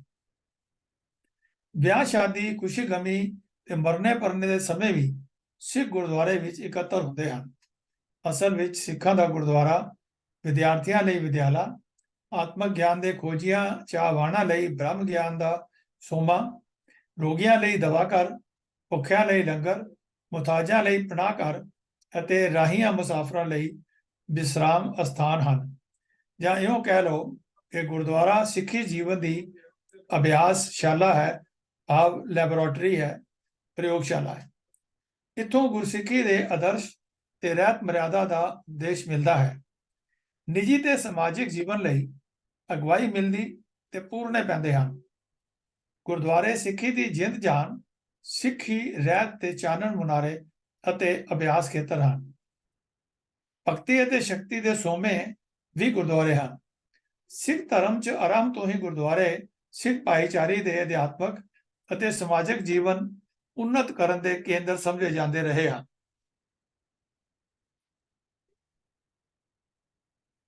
ਸਿੱਖ ਸਤਿਗੁਰਾਂ ਵਿੱਚ ਵਿਸ਼ੇਸ਼ ਕਰਕੇ 6ਵੇਂ ਪਾਤਸ਼ਾਹ ਦੇ ਸਮੇਂ ਮੁਗਲ ਹਾਕਮਾਂ ਦੇ ਅਤਿਆਚਾਰ ਦਾ ਮੁਕਾਬਲਾ ਕਰਨ ਲਈ ਗੁਰਦੁਆਰਿਆਂ ਵਿੱਚ ਹੀ ਸੰਗਤਾਂ ਨੂੰ ਪ੍ਰੇਰਿਆ ਜਾਂਦਾ ਸੀ। ਇੱਥੋਂ ਹੀ ਦੁਸ਼ਮਣ ਫੌਜ ਦੇ ਟਾਕਰੇ ਲਈ ਸਿੱਖ ਫੌਜੀ ਸਿਖਲਾਈ ਦਿੱਤੀ ਜਾਂਦੀ ਸੀ ਅਤੇ ਲੋੜ ਪੈਣ ਉੱਤੇ ਇੱਥੇ ਹੀ ਧਰਮ ਯੁੱਧ ਦੀ ਤਿਆਰੀ ਵੀ ਕਰਵਾਈ ਜਾਂਦੀ ਸੀ। ਕਿਉਂਕਿ ਸਿੱਖ ਧਰਮ ਮਨੁੱਖ ਜਾਤੀ ਨੂੰ ਸਭ ਪੱਖੋਂ ਸੰਪੂਰਨ ਬਣਾਉਣ ਦਾ ਦਾਅਵਾ ਕਰਦਾ ਹੈ, ਇਸ ਲਈ ਗੁਰਦੁਆਰਾ ਕੇਵਲ ਪੂਜਾ ਪਾਠ ਲਈ ਹੀ ਨਹੀਂ ਹਨ, ਸਗੋਂ ਇਹਨਾਂ ਦੀ ਅਨੁਮਤੀਆਂ ਵੱਲੋਂ ਆਪਣੇ ਧਾਰਮਿਕ ਕੇਂਦਰ ਜੋ ਕੇਵਲ ਪੂਜਾ ਪਾਠ ਲਈ ਹਨ, ਵਰਤੇ ਜਾਂਦੇ ਹਨ। ਜਿਵੇਂ ਕਿ ਅਨੁਮਤੀ ਵਾਲੇ ਆਪਣੇ ਧਾਰਮਿਕ ਸਥਾਨਾਂ ਨੂੰ ਸਿਰਫ ਪੂਜਾ ਪਾਠ ਲਈ ਵਰਤਦੇ ਹਨ, ਲੇਕਿਨ ਸਿੱਖਾਂ ਦੇ ਜੋ ਗੁਰਦੁਆਰੇ ਹਨ ਉਹ ਸਮੁੱਚੀ ਡਿਵੈਲਪਮੈਂਟ ਵਾਸਤੇ ਜੋ ਪ੍ਰਾਣੀ ਹਨ, ਸਿੱਖ ਹਨ, ਉਹਨਾਂ ਦੇ ਵਾਸਤੇ ਵਰਤੇ ਜਾਂਦੇ ਹਨ। ਆਪਣੇ ਇਤਿਹਾਸ ਅਤੇ ਰਵਾਇਤਾਂ ਨੂੰ ਧਿਆਨ ਵਿੱਚ ਰੱਖ ਕੇ ਜਦੋਂ ਸਿੱਖ ਗੁਰਦੁਆਰਿਆਂ ਦੀ ਵਰਤੋਂ ਆਪਣੇ ਕੌਮੀ ਪੰਥਕ ਹਿੱਤਾਂ ਲਈ ਕਰਦੇ ਹਨ ਤਾਂ ਕਈ ਲੋਕ ਅਣਜਾਣਪੁਣੇ ਵਿੱਚ ਜਾਂ ਜਾਣ-ਬੁੱਝ ਕੇ ਇਹ ਆਖਦੇ ਹਨ ਕਿ ਸਿੱਖ ਆਪਣੇ ਗੁਰਦੁਆਰਿਆਂ ਨੂੰ ਆਪਣੇ ਰਾਜਸੀ ਉਦੇਸ਼ਾਂ ਦੀ ਪੂਰਤੀ ਲਈ ਵਰਤ ਰਹੇ ਹਨ। ਅਜਿਹੇ ਸੱਜਣ ਜਾਂ ਤਾਂ ਸਿੱਖ ਇਤਿਹਾਸ, ਰਵਾਇਤਾਂ ਜਾਂ ਧਰਮ ਫਿਲਾਸਫੀ ਤੋਂ ਅਣਜਾਣ ਹੁੰਦੇ ਹਨ, ਜਾਂ ਫਿਰ ਉਹ ਸਿੱਖਾਂ ਨੂੰ ਉન્નਤ ਹੁੰਦਾ ਨਹੀਂ ਵੇਖਣਾ ਚਾਹੁੰਦੇ। ਅਜਿਹੇ ਸੱਜਣਾਂ ਨੂੰ ਪਤਾ ਹੋਣਾ ਚਾਹੀਦਾ ਹੈ ਕਿ ਮਨੁੱਖ ਦੇ ਜੀਵਨ ਦੇ ਧਾਰਮਿਕ, ਸਮਾਜਿਕ ਅਤੇ ਸਿਆਸੀ ਖੇਤਰਾਂ ਨੂੰ ਵੱਖੋ-ਵੱਖ ਨਹੀਂ ਕੀਤਾ ਜਾ ਸਕਦਾ। ਹਰੇਕ ਪੱਖ ਇੱਕ ਦੂਜੇ ਉੱਤੇ ਆਪਣਾ ਅਸਰ ਪਾਉਂਦਾ ਹੈ। ਇਸ ਲਈ ਜੇ ਕੋਈ ਰਾਜਨੀਤਿਕ ਚਾਲ ਸਿੱਖਾਂ ਨੂੰ ਕਮਜ਼ੋਰ ਜਾਂ ਖਤਮ ਕਰਨ ਲਈ ਚਲਾਈ ਜਾਂਦੀ ਹੈ ਤਾਂ ਉਸ ਦਾ ਗੁਰਦੁਆਰਿਆਂ ਵਿੱਚ ਵਿਰੋਧ ਹੋਣਾ ਲਾਜ਼ਮੀ ਹੈ, ਕਿਉਂਕਿ ਗੁਰਦੁਆਰਿਆਂ ਦਾ ਮੁੱਖ ਮੰਤਵ ਹੀ ਸਿੱਖ ਸਤਿਗੁਰਾਂ ਦਾ ਵਿਚਾਰ ਦਾ ਪ੍ਰਸਾਰ ਕਰਨਾ ਅਤੇ ਸਿੱਖ ਧਰਮ ਦੀ ਚੜ੍ਹਦੀ ਕਲਾ ਹੈ। ਇਸ ਲਈ ਸਿੱਖ ਜਦੋਂ ਅਰਦਾਸ ਦੇ ਸ਼ਬਦ ਬੋਲਦਾ ਹੈ ਤਾਂ ਉਹਦੇ ਵਿੱਚ ਸਭ ਤੋਂ ਅੰਤ ਵਿੱਚ ਇਹ ਬੋਲਦਾ ਹੈ ਕਿ ਨਾਨਕ ਨਾਮ ਚੜ੍ਹਦੀ ਕਲਾ ਤੇਰੇ ਭਾਣੇ ਸਰਬੱਤ ਦਾ ਭਲਾ, ਕਿ ਸਰਬੱਤ ਦਾ ਭਲਾ ਜਿਹੜਾ ਹਰ ਸਿੱਖ ਜਿਹੜਾ ਹੈ ਆਪਣੇ ਨਿਤਾ ਪ੍ਰਤੀ ਦਿਨ 'ਚ 2 ਵਾਰੀ ਅਰਦਾਸ ਤੋਂ ਬਾਅਦ ਮੰਗਦਾ ਹੈ। ਜਿਹੜੇ ਲੋਕ ਗੁਰਦੁਆਰਿਆਂ ਦੀ ਰਾਜਸੀ ਵਰਤੋਂ ਦੇ ਵਿਰੁੱਧ ਆਵਾਜ਼ ਉਠਾਉਂਦੇ ਹਨ ਉਹ ਸਿੱਖ ਧਰਮ ਵਿੱਚ ਭਗਤੀ ਅਤੇ ਸ਼ਕਤੀ ਦੇ ਸੁਮੇਲ ਦੇ ਸਿਧਾਂਤ ਤੋਂ ਅਣਜਾਣ ਹੁੰਦੇ ਹਨ, ਕਿਉਂਕਿ ਭਾਰਤੀ ਧਰਮਾਂ ਅਨੁਸਾਰ ਭਗਤੀ ਅਤੇ ਸ਼ਕਤੀ 2 ਵੱਖਰੇ ਜੋ ਵਿਰੋਧੀ ਗੁਣ ਹਨ। ਇਸ ਲਈ ਪੁਰਾਤਨ ਭਾਰਤੀ ਸੰਸਕ੍ਰਿਤੀ ਦੇ ਪੈਰੋਕਾਰ ਸਿੱਖੀ ਵਿੱਚ ਭਗਤੀ ਅਤੇ ਸ਼ਕਤੀ ਦੇ ਸੁਮੇਲ ਤੋਂ ਹੈਰਾਨ ਹੁੰਦੇ ਹਨ ਅਤੇ ਆਪਣੇ ਪੱਕ ਚੁੱਕੇ ਵਿਚਾਰਾਂ ਕਾਰਨ ਇਸ ਨੂੰ ਠੀਕ ਨਹੀਂ ਸਮਝਦੇ। ਭਗਤੀ ਅਤੇ ਸ਼ਕਤੀ ਦਾ ਸੁਮੇਲ ਤਾਂ ਉਸ ਵੇਲੇ ਹੀ ਹੋ ਗਿਆ ਸੀ ਜਦੋਂ ਸਤਿਗੁਰੂ ਨਾਨਕ ਦੇਵ ਜੀ ਨੇ ਹਮਲਾਵਰ ਬਾਬਰ ਦੇ ਹਮਲੇ ਸਮੇਂ ਲੋਕਾਂ ਦੀ ਅਗਵਾਈ ਕੀਤੀ ਸੀ। ਬਾਬਰ ਨੂੰ ਜਾਬਰ ਆਖਿਆ ਸੀ ਤੇ ਇਹਦੇ ਬੰਦੀਖਾਨੇ ਵਿੱਚ ਆਪ ਜੀ ਨੂੰ ਬਾਬਰ ਨੇ ਡੱਕ ਦਿੱਤਾ ਸੀ। ਸਤਿਗੁਰੂ ਪਾਤਸ਼ਾਹ ਨੇ ਬੇਖੌਫ ਹੋ ਕੇ ਪਠਾਨ ਹਾਕਮਾਂ ਨੂੰ ਆਪਣੇ ਰਾਜਨੀਤਿਕ ਅਤੇ ਮਨੁੱਖੀ ਫਰਜ਼ਾਂ ਲਈ ਪ੍ਰੇਰਿਆ ਸੀ। ਰਾਜਨੀਤੀ ਵਿੱਚ ਅਗਵਾਈ ਦੇ ਕੇ ਸਿੱਧਾ ਦਖਲ ਦਿੱਤਾ ਸੀ। ਗੁਰੂ ਨਾਨਕ ਸਾਹਿਬ ਤੋਂ ਪਹਿਲਾਂ ਕਿਸੇ ਪੰਥ ਪ੍ਰਭੂ ਦੇ ਭਗਤ ਨੇ ਇਹ ਨਹੀਂ ਸੀ ਆਖਿਆ ਕਿ ਕਲ ਕਾਤੀ ਰਾਜੇ ਕਾ ਸਾਈ ਧਰਮ ਪੰਖ ਕਰ ਉੱਡ ਰਿਹਾ, ਜਾਂ ਰਾਜੇ ਸ਼ੀ ਮੁਕੱਦਮ ਕੁੱਤੇ ਜਾਏ ਜਗਾਇਨ ਬੈਠੇ ਸੁੱਤੇ। ਜਦੋਂ ਪੰਚਮ ਪਾਤਸ਼ਾਹ ਦੇ ਹੁਕਮ ਅਨੁਸਾਰ 6ਵੇਂ ਪਾਤਸ਼ਾਹ ਨੂੰ ਗੁਰਗੱਦੀ ਦੀ ਰਸਮ ਸਮੇਂ ਮੀਰੀ ਅਤੇ ਪੀਰੀ ਦੀਆਂ 2 ਕੁਰਬਾਨਾਂ ਪਹਿਰਾਈਆਂ ਗਈਆਂ ਤਾਂ ਭਗਤੀ ਅਤੇ ਸ਼ਕਤੀ ਦਾ ਸੁਮੇਲ ਉਗੜ ਕੇ ਸੰਸਾਰ ਦੇ ਸਾਹਮਣੇ ਆਇਆ।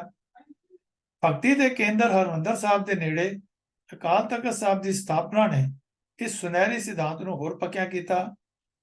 ਅਕਾਲ ਤਖਤ ਸਾਹਿਬ ਉੱਤੇ ਨਿਸ਼ਾਨ ਸਾਹਿਬ ਵੀ 2 ਚਲਾਏ, ਜਿਨ੍ਹਾਂ ਵਿੱਚੋਂ ਇੱਕ ਭਗਤੀ ਦਾ ਅਤੇ ਦੂਜਾ ਸ਼ਕਤੀ ਦਾ ਪ੍ਰਤੀਕ ਸੀ, ਰਾਜਨੀਤੀ ਦਾ ਪ੍ਰਤੀਕ ਸੀ।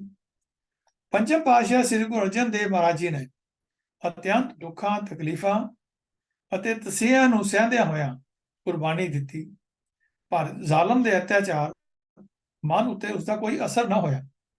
ਉਸਦੇ ਸੁਭਾਅ ਨੂੰ ਬਦਲਣ ਲਈ ਸ਼ਕਤੀ ਦੀ ਵਰਤੋਂ ਜ਼ਰੂਰੀ ਸਮਝੀ ਗਈ। ਪ੍ਰਭੂ ਭਗਤੀ ਵਿੱਚ ਮਸਤ ਰਹਿਣ ਵਾਲੇ ਗੁਰਸਿੱਖਾਂ ਨੇ ਤਲਵਾਰ ਨੂੰ ਹੱਥ ਪਾਇਆ। ਮੁਗਲਾਂ ਨੂੰ ਯੁੱਧਾਂ ਵਿੱਚ ਕਰਾਰੀਆਂ ਹਾਰਾਂ ਦਿੱਤੀਆਂ, ਜਿਸ ਦੇ ਫਲ ਸਰੂਪ 7ਵੇਂ 8ਵੇਂ ਪਾਤਸ਼ਾਹ ਦੇ ਸਮੇਂ ਸ਼ਾਂਤੀ ਰਹੀ। 9ਵੇਂ ਪਾਤਸ਼ਾਹ ਦੇ ਸਮੇਂ ਕੱਟੜ ਮੁਗਲ ਬਾਦਸ਼ਾਹ ਔਰੰਗਜ਼ੇਬ ਨੇ ਫਿਰ ਅਤਿਆਚਾਰ ਦੀ ਅੱਤ ਚੁੱਕੀ। 9ਵੇਂ ਪਾਤਸ਼ਾਹ ਨੇ ਮਨੁੱਖੀ ਹੱਕਾਂ ਦੀ ਖਾਤਰ ਕੁਰਬਾਨੀ ਦਿੱਤੀ, ਪਰ ਰਾਜਮੱਤ ਵਿੱਚ ਅੰਨੇ ਹੋਏ ਔਰੰਗਜ਼ੇਬ ਅਤੇ ਹੋਰ ਮੁਗਲ ਹਾਕਮਾਂ ਉੱਤੇ ਇਸ ਦਾ ਕੀ ਅਸਰ ਹੋਣਾ ਸੀ? ਉਹ ਤਾਂ ਅਜਿਹੇ ਲੋਕ ਸਨ ਜਿਨ੍ਹਾਂ ਬਾਰੇ ਕਿਹਾ ਗਿਆ ਹੈ ਕਿ ਡੰਡਾ ਪੀਰ ਹੈ ਵਿਗੜਿਆ ਤਿਗੜਿਆਂ ਦਾ। ਸੋ ਸਿੱਖਾਂ ਨੇ ਫਿਰ ਹਥਿਆਰ ਚੁੱਕੇ ਅਤੇ ਜ਼ੁਲਮ ਨੂੰ ਠੱਲ ਪਾਈ। ਗੁਰੂ ਗੋਬਿੰਦ ਸਿੰਘ ਪਾਤਸ਼ਾਹ ਨੇ ਵੀ ਬੜੀ ਦਲੇਰੀ ਨਾਲ ਉੱਚੀ ਆਵਾਜ਼ ਕਰਕੇ ਹੱਥ ਵਿੱਚ ਤਲਵਾਰ ਲਹਿਰਾਉਂਦਿਆਂ ਇਹ ਕਿਹਾ ਸੀ ਕਿ ਚੁੰਕਾਰ ਅਜ਼ ਹਮਾ ਹਿਲ ਤੇਲ ਦਰ ਗੁਜਸ਼ਤ ਹਲਾਲ ਅਸਤ ਬੁਰਤਨ व ਸ਼ਮਸ਼ੀਰ ਦਸਤ, ਕਿ ਅਗਰ ਆਪਣੇ ਹੱਕ ਲੈਣ ਲਈ ਸਾਰੇ ਹੀਲੇ ਵਸੀਲੇ ਖਤਮ ਹੋ ਜਾਣ ਤਾਂ ਫਿਰ ਤਲਵਾਰ ਦੀ ਮੁੱਠ ਤੇ ਹੱਥ ਰੱਖ ਕੇ ਆਪਣੇ ਹੱਥ ਜਿਹੜੇ ਹੱਕ ਪ੍ਰਾਪਤ ਕਰਨਾ ਜਿਹੜਾ ਹੈ ਉਹ ਜਾਇਜ਼ ਹੋਏਗਾ। ਸ੍ਰੀ ਗੁਰੂ ਗੋਬਿੰਦ ਸਿੰਘ ਸਾਹਿਬ ਜੀ ਨੇ ਖਾਲਸਾ ਸਿਰਜਣਾ ਕਰਕੇ ਹਮੇਸ਼ਾ ਲਈ ਮਨੁੱਖਤਾ ਦੇ ਹਿੱਤਾਂ ਦੀ ਰਾਖੀ ਲਈ, ਧਾਰਮਿਕ ਕਦਰਾਂ ਕੀਮਤਾਂ ਦੇ ਪ੍ਰਸਾਰ ਲਈ ਅਤੇ ਜ਼ਬਰ ਜ਼ੁਲਮ ਦੇ ਵਿਰੋਧ ਲਈ ਅਕਾਲ ਪੁਰਖ ਦੀ ਫੌਜ ਕਾਇਮ ਕਰ ਦਿੱਤੀ। ਆਪ ਜੀ ਨੇ ਆਖਿਆ, ਜਦੋਂ ਸ਼ਾਂਤਮਈ ਢੰਗਾਂ ਨਾਲ ਜ਼ਾਲਮ ਸਿੱਧੇ ਰਾਹ ਨਾ ਪਵੇ ਤਾਂ ਸ਼ਕਤੀ ਦੀ ਵਰਤੋਂ ਬਿਲਕੁਲ ਜਾਇਜ਼ ਹੈ, ਜੋ ਜ਼ਫਰਨਾਮੇ ਦੇ ਬੋਲ ਮੈਂ ਆਪ ਜੀ ਨੂੰ ਸੁਣਾਇਆ। ਇਸ ਲਈ ਗੁਰਦੁਆਰਿਆਂ ਨੂੰ ਪੰਥਕ ਹਿੱਤਾਂ ਲਈ ਵਰਤਣਾ ਯੋਗ ਹੈ, ਅਯੋਗ ਨਹੀਂ। ਗੁਰਦੁਆਰਾ ਪ੍ਰਬੰਧ ਗੁਰਦੁਆਰਿਆਂ ਦੀ ਉੱਪਰ ਦੱਸੀ ਮਹਾਨਤਾ ਕਰਕੇ ਸਿੱਖ ਅਰਦਾਸ ਵਿੱਚ ਅਜਿਹੇ ਸ਼ਬਦ ਵਰਤੇ ਜਾਂਦੇ ਹਨ। ਪੰਜਾਂ ਤਖਤਾਂ ਸਰਬੱਤ ਗੁਰਦੁਆਰਿਆਂ ਦਾ ਧਿਆਨ ਧਰ ਕੇ ਬੋਲੋ ਜੀ ਵਾਹਿਗੁਰੂ। ਇਸ ਮਹਾਨਤਾ ਦੇ ਕਾਰਨ ਇਹਨਾਂ ਦੇ ਪ੍ਰਬੰਧ ਮਰਿਆਦਾ ਵੱਲ ਖਾਸ ਧਿਆਨ ਦਿੱਤਾ ਜਾਣਾ ਜ਼ਰੂਰੀ ਹੈ। ਗੁਰੂ ਸਾਹਿਬ ਦੇ ਵੇਲੇ ਗੁਰਦੁਆਰਿਆਂ ਦੀ ਦੇਖਭਾਲ ਸਥਾਨਕ ਸੰਗਤਾਂ ਕਰਦੀਆਂ ਸਨ। ਗੁਰਦੁਆਰਿਆਂ ਦੀ ਸੇਵਾ ਦੇ ਸਧਾਰਨ ਪ੍ਰਬੰਧ ਅਜੇ ਗੁਰਸਿੱਖਾਂ ਦੇ ਸਪੁਰਦ ਕੀਤੇ ਜਾਂਦੇ ਸਨ, ਜੋ ਹੋਰਨਾਂ ਲਈ ਸਿੱਖੀ ਦਾ ਨਮੂਨਾ ਬਣ ਕੇ ਜੀਵਨ ਗੁਜ਼ਾਰਨ ਅਤੇ ਸਿੱਖੀ ਰਹਿਣੀ ਬਹਿਣੀ ਦੇ ਕਥਨੀ ਕਰਨੀ ਦੇ ਪੂਰੇ ਹੋਣ ਤੇ ਐਸੇ ਪੂਰਨੇ ਪਾ ਕੇ ਤੇ ਉਪਦੇਸ਼ ਦੇ ਕੇ ਧਰਮ ਪ੍ਰਚਾਰ ਕਰਨ ਦੀ ਯੋਗਤਾ ਰੱਖਦੇ ਹੋਣ। ਜੋ ਉੱਚੇ ਦਰਜੇ ਦੇ ਵਿਦਵਾਨ ਗੁਰਮਤਿ ਤੇ ਸਿੱਖੀ ਰਹਿਤ ਬਹਿਤ ਵਿੱਚ ਪੱਕੇ ਅਤੇ ਉੱਚੇ ਸੁੱਚੇ ਆਚਰਨ ਦੇ ਮਾਲਕ ਹੁੰਦੇ ਹੋਏ ਵੀ ਨਿਮਰਤਾ ਸਹਿਤ ਆਪਣੇ ਗੁਰਦੁਆਰਾ ਦੇ ਪ੍ਰਬੰਧਾਂ ਨੂੰ ਚਲਾਉਣ। ਗੁਰਦੁਆਰਿਆਂ ਦੇ ਸੇਵਕ ਆਪਣੇ ਗੁਜ਼ਾਰੇ ਨਿਰਵਾਹ ਵਾਸਤੇ ਕੋਈ ਨਾ ਕੋਈ ਕਿੱਤਾ ਕਰਿਆ ਕਰਦੇ ਸਨ ਅਤੇ ਗੁਰਦੁਆਰੇ ਦੀ ਆਮਦਨ ਗੁਰੂ ਸਾਹਿਬ ਦੀ ਆਗਿਆ ਅਨੁਸਾਰ ਹੀ ਗੁਰੂ ਕੇ ਲੰਗਰ ਆਦਿ ਉੱਪਰ ਖਰਚ ਕਰਦੇ ਸਨ ਅਤੇ ਜੋ ਬਚਤ ਹੁੰਦੀ ਸੀ ਉਹ ਗੁਰੂ ਦਰਬਾਰੇ ਪਹੁੰਚਾ ਦਿਆ ਕਰਦੇ ਸਨ। ਔਰ ਪੰਚਮ ਪਾਤਸ਼ਾਹ ਦੇ ਸਮੇਂ ਵੀ ਜਦੋਂ ਲਾਹੌਰ ਦੇ ਅੰਦਰ ਜਿਹੜਾ ਭਿਆਨਕ ਕਾਲ ਵਾਪਰਿਆ ਤਾਂ ਗੁਰੂ ਅਰਜਨ ਦੇਵ ਪਾਤਸ਼ਾਹ ਜੀ ਨੇ ਗੋਲਕ ਦੇ ਮੂੰਹ ਜਿਹੜੇ ਹਨ ਖੋਲ ਦਿੱਤੇ ਔਰ ਕਿਹਾ ਵੀ ਇਹ ਜਿੰਨਾ ਵੀ ਗੋਲਕ ਦੇ ਵਿੱਚ ਸੰਗਤਾਂ ਦੀ ਮਾਇਆ ਆਈ ਹੈ, ਇਸ ਨੂੰ ਦੁਖੀ ਔਰ ਬਿਮਾਰਾਂ ਦੀ ਸੇਵਾ ਦੇ ਵਿੱਚ ਲਗਾ ਦਿੱਤਾ ਜਾਏ। ਸੋ ਐਸੇ ਆਦਰਸ਼ ਗੁਰੂ ਸਾਹਿਬ ਨੇ ਆਪਣੇ ਸਮੇਂ ਵਿੱਚ ਕਾਇਮ ਕੀਤੇ।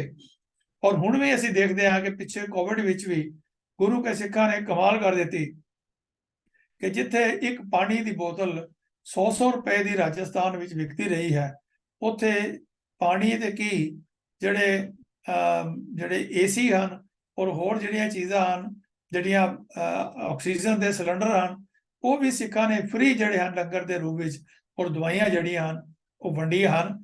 ਤਾਂ ਇਹ ਗੁਰੂ ਸਾਹਿਬ ਦੇ ਦੱਸੇ ਹੋਏ ਪੂਰਨੇ ਹੀ ਹਨ ਜੋ ਗੁਰਦੁਆਰਿਆਂ ਦੇ ਵਿੱਚੋਂ ਸਿੱਖਾਂ ਨੇ ਸਿੱਖੇ ਔਰ ਉਹਨਾਂ ਨੂੰ ਲੋਕਾਂ ਦੇ ਵਿੱਚ ਜਾ ਕਰਕੇ ਲੰਗਰ ਦੇ ਰੂਪ ਵਿੱਚ ਉਹਨਾਂ ਨੇ ਵਰਤਿਆ। ਜਦੋਂ ਮੁਗਲ ਰਾਜ ਵੱਲੋਂ ਸਿੰਘਾਂ ਨੂੰ ਚੁਣ ਚੁਣ ਕੇ ਸ਼ਹੀਦ ਕਰਨਾ ਸ਼ੁਰੂ ਕੀਤਾ ਗਿਆ ਅਤੇ ਸਿੰਘਾਂ ਨੂੰ ਘਰ ਘਰ ਛੱਡ ਕੇ ਪੰਜਾਬੋਂ ਬਾਹਰ ਮੋਰੂਥਲਾਂ ਵਿੱਚ ਰਾਜਸਥਾਨ ਦੇ ਬੇਰਾਂ ਵਿੱਚ ਜਾਣਾ ਪਿਆ, ਉੱਥੇ ਦਿਨ ਕੱਟਣੇ ਪਏ, ਤਾਂ ਗੁਰਦੁਆਰਿਆਂ ਦੀ ਸੇਵਾ ਉਦਾਸੀ ਸਿੰਘਾਂ ਤੇ ਜਿਹੜੀ ਹੈ ਉਹ ਨਿਰਮਲਿਆਂ ਨੇ ਸੰਭਾਲੀ। ਸਿੱਖ ਰਾਜ ਕਾਇਮ ਹੋਣ ਤੇ ਗੁਰਦੁਆਰਿਆਂ ਦੇ ਨਾਂ ਜਗੀਰਾਂ ਲੱਗ ਗਈਆਂ ਅਤੇ ਚੜਾਵੇ ਆਦਿ ਦੀ ਆਮਦਨ ਵੀ ਵੱਧ ਗਈ। ਸਮੇਂ ਦੇ ਗੇੜ ਨੇ ਮਹਾਰਾਜਾ ਰਣਜੀਤ ਸਿੰਘ ਦੇ ਵੇਲੇ ਡੋਗਰਿਆਂ ਦੀ ਚੌਧਰ ਵਿੱਚ ਮੁੱਖ ਗੁਰਦੁਆਰਿਆਂ ਦਾ ਪ੍ਰਬੰਧ ਸਭ ਉਲਟ-ਪੁਲਟ ਕਰ ਦਿੱਤਾ। ਇਸ ਦੇ ਕਾਰਨ ਦੇਸ਼ ਭਰ ਦੇ ਹੋਰ ਗੁਰਦੁਆਰਿਆਂ ਦਾ ਪ੍ਰਬੰਧ ਵੀ ਹੌਲੀ-ਹੌਲੀ ਵਿਗੜਦਾ ਗਿਆ। ਜਿਉਂ-ਜਿਉਂ ਕੌਮ ਵਿੱਚੋਂ ਗੁਰਮਤਿ ਦਾ ਪ੍ਰਚਾਰ ਤੇ ਤੋਰਾ ਲੋਪ ਹੁੰਦਾ ਗਿਆ, ਤਿਉਂ-ਤਿਉਂ ਗੁਰਦੁਆਰਾ ਦੀ ਮਰਿਆਦਾ ਵੀ ਵਿਗੜ ਗਈ। ਇਹਨਾਂ ਦੀ ਹਾਲਤ ਇੱਥੇ ਤੱਕ ਡਿੱਗ ਪਈ ਕਿ ਇਹ ਕੇਵਲ ਨਾਂ ਨੂੰ ਹੀ ਸਿੱਖੀ ਧਰਮ ਸਥਾਨ ਰਹਿ ਗਏ। ਇਹਨਾਂ ਦੀ ਮਰਿਆਦਾ ਤੇ ਪੂਜਾ ਪਾਠ ਦੇ ਢੰਗ ਸਿੱਖੀ ਉਦੇਸ਼ਾਂ, ਆਦਰਸ਼ਾਂ ਤੇ ਸਿਧਾਂਤਾਂ ਤੋਂ ਉੱਕੇ ਹੀ ਜਿਹੜੇ ਹਨ ਉਹ ਵੱਖ ਔਰ ਵਿਰੋਧੀ ਹੋ ਗਏ। ਇਸ ਦਾ ਇੱਕ ਐਗਜ਼ਾਮਪਲ ਅਸੀਂ ਦੇਖਦੇ ਹਾਂ ਕਿ ਪੰਥ ਪ੍ਰਵਾਨਤ ਸਿੱਖ ਰਹਿਤ ਮਰਿਆਦਾ 1945 ਵਿੱਚ ਅਕਾਲ ਤਖਤ ਸਾਹਿਬ ਨੇ ਸਾਰੇ ਸਿੱਖ ਜਗਤ ਵਾਸਤੇ ਜਾਰੀ ਕੀਤੀ। ਲੇਕਿਨ ਕਿੰਨੀ ਇੱਕ ਬੜੀ ਮਤਲਬ ਵਿਡੰਬਨਾ ਹੈ ਕਿ ਦਰਬਾਰ ਸਾਹਿਬ ਦੇ ਅੰਦਰ ਉਹ ਸਿੱਖ ਰਹਿਤ ਮਰਿਆਦਾ ਜਿਹੜੀ ਹੈ ਅਕਾਲ ਤਖਤ ਸਾਹਿਬ ਦੀ ਉਹ ਲਾਗੂ ਨਹੀਂ ਹੁੰਦੀ। ਔਰ ਹੋਰ ਵੀ ਕਈ ਚੀਜ਼ਾਂ ਹਨ ਜਿਹੜੀਆਂ ਕਿ ਦਰਬਾਰ ਸਾਹਿਬ ਦੇ ਅੰਦਰ ਵੱਖ ਹਨ ਔਰ ਅਕਾਲ ਤਖਤ ਸਾਹਿਬ ਦੇ ਅੰਦਰ, ਜਿਵੇਂ ਰਾਗਮਾਲਾ ਪੜ੍ਹਨ ਦਾ ਮਸਲਾ ਵੀ ਹੈ। ਉਹ ਦਰਬਾਰ ਸਾਹਿਬ ਦੇ ਜਿਹੜੇ ਉੱਪਰ ਜਿਹੜੇ ਅਖੰਡ ਪਾਠ ਹੁੰਦੇ ਹਨ ਉੱਥੇ ਸਮਾਪਤੀ ਤੇ ਰਾਗਮਾਲਾ ਪੜ੍ਹੀ ਜਾਂਦੀ ਹੈ, ਲੇਕਿਨ ਅਕਾਲ ਤਖਤ ਸਾਹਿਬ ਤੇ ਨਹੀਂ ਪੜ੍ਹੀ ਜਾਂਦੀ। ਤੋ ਏਕਾ ਦੇ ਆਪਾ ਵਿਰੋਧੀ ਚੀਜ਼ਾਂ ਜਿਹੜੀਆਂ ਹਨ ਉਹ ਵਾਪਰ ਰਹੀਆਂ ਹਨ। ਫਿਰ ਵੀ ਚੋਖਾ ਚਿਰ ਗੁਰਦੁਆਰੇ ਦੇ ਪੁਜਾਰੀ ਤੇ ਮਹੰਤ ਸਥਾਨਕ ਸੰਗਤਾਂ ਦੇ ਡਰ ਤੇ ਅਸਰ ਹੇਠ ਆਪਣੇ ਆਚਰਣ ਅਤੇ ਰਹਿਣੀ ਬਹਿਣੀ ਨੂੰ ਠੀਕ ਰੱਖਦੇ ਰਹੇ ਅਤੇ ਸੰਗਤਾਂ ਦੀ ਆਗਿਆ ਪਾਲਦੇ ਰਹੇ। ਇੱਥੇ ਮੈਂ ਇਹ ਵੀ ਬੇਨਤੀ ਕਰਾਂ ਕਿ ਜਿਹੜੀ ਵੀ ਦਰਬਾਰ ਸਾਹਿਬ ਦੇ ਅੰਦਰ ਮਰਿਆਦਾ ਚੱਲ ਰਹੀ ਹੈ, ਇਸ ਬਾਰੇ ਵੀ ਡਿਟੇਲਡ ਇੱਕ ਲੈਕਚਰ ਜਿਹੜਾ ਹੈ ਉਹ YouTube ਦੇ ਉੱਪਰ ਸਿੱਖ ਮਿਸ਼ਨਰੀ ਕਾਲਜ ਵੱਲੋਂ ਪਾਇਆ ਗਿਆ ਹੈ ਕਿ ਉਹਦੇ 'ਚ ਇਹੀ ਦੱਸਿਆ ਗਿਆ ਕਿ ਇਹ ਜਿਹੜੀ ਮਰਿਆਦਾ ਹੈ ਇਹ ਉਦਾਸੀਆਂ ਔਰ ਨਿਰਮਲਿਆਂ ਨੇ ਬਣਾਈ ਹੈ, ਲੇਕਿਨ ਨਾਂ ਲੈਂਦੇ ਹਨ ਕਿ ਗੁਰੂ ਰਾਮਦਾਸ ਮਹਾਰਾਜ ਦੇ ਸਮੇਂ ਦੇ ਅੰਦਰ ਉਦੋਂ ਤੋਂ ਚਲਦੀ ਆਈ ਹੈ। ਔਰ ਉੱਥੇ ਇਸਤਰੀਆਂ ਨੂੰ ਕੀਰਤਨ ਕਰਨ ਦਾ ਜਾਂ ਸੇਵਾ ਕਰਨ ਦਾ ਜਿਹੜਾ ਹੈ ਮਹਾਰਾਜ ਦੀ ਪਾਲਕੀ ਨਾਲ ਉਹ ਉਹਨਾਂ ਨੂੰ ਹੱਕ ਨਹੀਂ ਹੈ, ਉਹ ਨਾ ਹੀ ਉਹਨਾਂ ਨੂੰ ਕਰਨ ਦਿੱਤੀ ਜਾਂਦੀ ਹੈ। ਇਹ ਇੱਕ ਬਹੁਤ ਵੱਡਾ ਇਸ਼ੂ ਹੈ ਕਿ ਜਿਹੜੇ ਸਿੱਖ ਧਰਮ ਦੇ ਅੰਦਰ ਔਰਤ ਜਾਤ ਨੂੰ ਸਨਮਾਨ ਕੀਤਾ ਹੈ, ਗੁਰੂ ਨਾਨਕ ਪਾਤਸ਼ਾਹ ਨੇ ਬਰਾਬਰੀ ਦਾ ਸਥਾਨ ਦਿੱਤਾ ਹੈ। ਸੋ ਕਿ ਮੰਦਾ ਆਖਿਆ ਜਿਸ ਜਮੇ ਰਾਜਾਨ, ਉਹਨਾਂ ਨੂੰ ਕੀਰਤਨ ਕਰਨ ਤੋਂ ਰੋਕਿਆ ਜਾਂ ਇਲਾਹੀ ਬਾਣੀ ਦਾ। ਕਈ ਥਾਈਂ ਇਹ ਵੀ ਹੁੰਦਾ ਰਿਹਾ ਹੈ ਕਿ ਸੰਗਤਾਂ ਅਗਲੇ ਪੁਜਾਰੀਆਂ ਜਾਂ ਮਹੰਤਾਂ ਨੂੰ ਊਣੇ ਸਮਝ ਕੇ ਹਟਾ ਦਿੰਦੀਆਂ ਅਤੇ ਨਵੇਂ ਨੀਅਤ ਕਰ ਦਿੰਦੀਆਂ। ਮਿਸਾਲ ਵਜੋਂ ਅੰਮ੍ਰਿਤਸਰ ਦਾ ਦਰਬਾਰ ਸਾਹਿਬ ਅਤੇ ਅਨੰਦਪੁਰ ਸਾਹਿਬ ਦੇ ਗੁਰਦੁਆਰੇ ਕਦੇ ਉਦਾਸੀਆਂ ਦੇ ਹੱਥਾਂ ਵਿੱਚ ਹੁੰਦੇ ਸਨ, ਪਰ ਮਗਰੋਂ ਸਿੱਖ ਸੰਗਤਾਂ ਨੇ, ਜਿਨ੍ਹਾਂ ਵਿੱਚੋਂ ਕਰਤਾਰ ਸਿੰਘ ਝੰਬਰ ਜੀ ਦਾ ਨਾਂ ਉਗੜ ਕੇ ਸਾਹਮਣੇ ਹੁੰਦਾ ਹੈ, ਉਹਨਾਂ ਨੇ ਅਕਾਲ ਤਖਤ ਸਾਹਿਬ ਔਰ ਦਰਬਾਰ ਸਾਹਿਬ ਤੋਂ ਮਹੰਤਾਂ ਦਾ ਕਬਜ਼ਾ ਜਿਹੜਾ ਉਹ ਆਪਣੀ ਜ਼ੋਰ ਨਾਲ ਛੁਡਵਾਇਆ। ਔਰ ਉੱਥੇ ਜਿਹੜੇ ਅਖੌਤੀ ਨੀਵੀਆਂ ਜਾਤਾਂ ਤੋਂ ਅੰਮ੍ਰਿਤ ਛਕ ਕੇ ਸਿੰਘ ਆਏ ਸਨ, ਉਹਨਾਂ ਦੀ ਪੁਜਾਰੀ ਪਹਿਲੇ ਅਰਦਾਸ ਨਹੀਂ ਸਨ ਕਰਦੇ, ਉਹਨਾਂ ਨੂੰ ਪ੍ਰਸ਼ਾਦ ਨਹੀਂ ਸਨ ਉਹਨਾਂ ਦਾ ਸਵੀਕਾਰ ਕਰਦੇ, ਤੋ ਇਹ ਉੱਥੇ ਉਹਨਾਂ ਨੇ ਇਹ ਕਰਵਾਇਆ। ਤੋ ਇਹ ਸਿੱਖ ਸੰਗਤਾਂ ਨੇ ਉਦਾਸੀਆਂ ਪੁਜਾਰੀਆਂ ਨੂੰ ਹਟਾ ਕੇ ਉਸ ਜਗ੍ਹਾ ਦੇ ਉੱਪਰ ਸਿੰਘ ਜਿਹੜੇ ਹਨ ਉਹ ਨਿਯਤ ਕੀਤੇ। ਹੋਰਨੀ ਥਾਈਂ ਵੀ ਸਮੇਂ-ਸਮੇਂ ਅਜਿਹੀਆਂ ਤਬਦੀਲੀਆਂ ਕੀਤੀਆਂ ਗਈਆਂ। ਇਹ ਪੰਜਾ ਸਾਹਿਬ ਦਾ ਗੁਰਦੁਆਰਾ ਹੈ, ਨਨਕਾਣਾ ਸਾਹਿਬ ਦਾ ਗੁਰਦੁਆਰਾ ਹੈ, ਬੇਰ ਸਾਹਿਬ ਦਾ ਗੁਰਦੁਆਰਾ ਹੈ, ਤਰਨਤਾਰਨ ਸਾਹਿਬ ਦਾ ਗੁਰਦੁਆਰਾ ਹੈ, ਔਰ ਅਨੇਕਾਂ ਗੁਰਦੁਆਰੇ ਹਨ ਜਿਨ੍ਹਾਂ ਦੇ ਉੱਪਰ ਉਦਾਸੀਆਂ ਮਹੰਤਾਂ ਸੰਤਾਂ ਨੂੰ ਹਟਾ ਕੇ ਸਿੰਘ ਜਿਹੜੇ ਹਨ ਉਹ ਉੱਥੇ ਨਿਯਤ ਕੀਤੇ ਗਏ ਸੇਵਾ ਸੰਭਾਲ ਵਾਸਤੇ। ਆਓ ਹੁਣ ਦੇਖੀਏ ਕਿ ਗੁਰਦੁਆਰੇ ਤੇ ਕਿੰਨੇ ਮਹਾਨ ਔਰ ਕਿੰਨੇ ਉੱਚੀ ਸੁੱਚੇ ਆਦਰਸ਼ਾਂ ਲਈ ਬਣੇ ਸਨ, ਲੇਕਿਨ ਪ੍ਰਬੰਧ ਵਿੱਚ ਵਿਗਾੜ ਜਿਹੜੇ ਹਨ ਉਸ ਕਰਕੇ ਕਾਫੀ ਜਿਹੜਾ ਹੈ ਨੁਕਸਾਨ ਇਹ ਸਿੱਖੀ ਦੇ ਪ੍ਰਚਾਰ ਵਿੱਚ ਪਿਆ ਹੈ, ਘਾਟਾ ਪਿਆ ਹੈ। ਪਰ ਅੰਗਰੇਜ਼ੀ ਰਾਜ ਕਾਇਮ ਹੋਣ ਮਗਰੋਂ ਹਾਲਾਤ ਜਿਹੜੇ ਹਨ ਮੂਲੋਂ ਹੀ ਬਦਲ ਗਏ। ਅੰਮ੍ਰਿਤਸਰ ਦੇ ਤਰਨਤਾਰਨ ਦੇ ਗੁਰਦੁਆਰੇ, ਜਿਵੇਂ ਪਹਿਲੇ ਬੇਨਤੀ ਕੀਤੀ ਹੈ, ਇਹ ਸਹਿਜੇ ਸਰਕਾਰਾਂ ਦੇ ਹੱਥਾਂ ਵਿੱਚ ਚਲੇ ਗਏ। ਇਹਨਾਂ ਦੇ ਪ੍ਰਬੰਧ ਵਾਸਤੇ ਸਰਕਾਰ ਸਰਬਰਾਹ ਨਿਯਤ ਕਰਦੀ ਸੀ, ਜਿਵੇਂ ਅਕਾਲ ਤਖਤ ਸਾਹਿਬ ਦੇ ਵੀ ਸਰਬਰਾਹ ਜਿਹੜੇ ਹਨ ਨਿਯਤ ਕੀਤੇ ਜਾਂਦੇ ਸਨ। ਉਹ ਸਰਕਾਰ ਦੀ ਮਰਜ਼ੀ ਅਨੁਸਾਰ ਹੀ ਕਰਦੇ ਸਨ। ਮੈਂ ਇੱਥੇ ਬੇਨਤੀ ਕਰਾਂ ਕਿ ਜਦੋਂ ਜਲਿਆਂਵਾਲੇ ਬਾਗ ਦਾ ਸਾਕਾ ਵਾਪਰਿਆ ਤਾਂ ਜਨਰਲ ਡਾਇਰ ਨੂੰ ਅਕਾਲ ਤਖਤ ਸਾਹਿਬ ਦੇ ਉਸ ਵੇਲੇ ਦੇ ਜਿਹੜੇ ਸਰਬਰਾਹ ਸਨ, ਅਰੂੜ ਸਿੰਘ ਸਨ, ਉਹਨਾਂ ਨੇ ਬਕਾਇਦਾ ਉਹਨੂੰ ਸਿਰੋਪਾ ਦਿੱਤਾ ਤੇ ਉਹਨੂੰ ਆਓ ਭਗਤ ਕੀਤੀ ਉਹਨਾਂ ਦੀ। ਔਰ ਮਹੰਤਾਂ ਤੇ ਗੁਰਦੁਆਰਿਆਂ ਸੰਬੰਧੀ ਤਕਰੀਬਨ ਉਹਨਾਂ ਨੂੰ ਇੱਕ ਤਰੀਕੇ ਨਾਲ ਹੱਕ ਮਿਲ ਗਏ। ਉਹ ਆਪਣੇ ਆਪ ਨੂੰ ਜਿਹੜਾ ਹੈ ਉਹ ਗੁਰਦੁਆਰੇ ਦੇ ਮਾਲਕ ਸਮਝਣੇ ਔਰ ਨਿੱਜੀ ਜਾਇਦਾਦ ਸਮਝਣ ਲੱਗ ਪਏ। ਦੂਜੇ ਸ਼ਬਦਾਂ ਵਿੱਚ ਗੁਰਦੁਆਰੇ ਮਹੰਤਾਂ ਤੇ ਪੁਜਾਰੀਆਂ ਦੀ ਨਿੱਜੀ ਜਾਇਦਾਦ ਬਣ ਗਏ। ਨਤੀਜਾ ਇਹ ਹੋਇਆ ਕਿ ਮਹੰਤ ਅਤੇ ਪੁਜਾਰੀ ਗੁਰਦੁਆਰਿਆਂ ਨੂੰ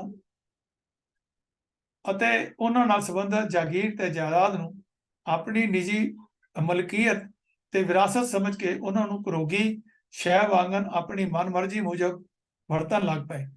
ਇੱਥੋਂ ਤੱਕ ਵੀ ਹੋਇਆ ਕਿ ਇਹਨਾਂ ਗੁਰਦੁਆਰਿਆਂ ਦੇ ਅੰਦਰ ਜਿਵੇਂ ਕਿ ਅਸੀਂ ਦੇਖਿਆ ਕਿ ਮਸਾ ਰੰਗੜ ਦੇ ਟਾਈਮ ਦੇ ਉੱਪਰ ਵੇਸ਼ਵਾ ਦਾ ਨਾਚ ਹੁੰਦਾ ਸੀ, ਤੋ ਇਸ ਤਰ੍ਹਾਂ ਹੀ ਨਨਕਾਣਾ ਸਾਹਿਬ ਦੇ ਅੰਦਰ ਵੀ ਮਹੰਤ ਨਾਰਾਇਣ ਦਾਸ ਨੇ ਐਸੇ ਜਿਹੜੇ ਹਨ ਉਹ ਕੁਕਰਮ ਕੀਤੇ, ਵੇਸ਼ਵਾਂ ਦੇ ਨਾਚ ਕੀਤੇ, ਸ਼ਰਾਬਾਂ ਪੀਤੀਆਂ, ਗੁੰਡੇ ਬਦਮਾਸ਼ ਉਹਦੇ ਅੰਦਰ ਇਕੱਠੇ ਕੀਤੇ।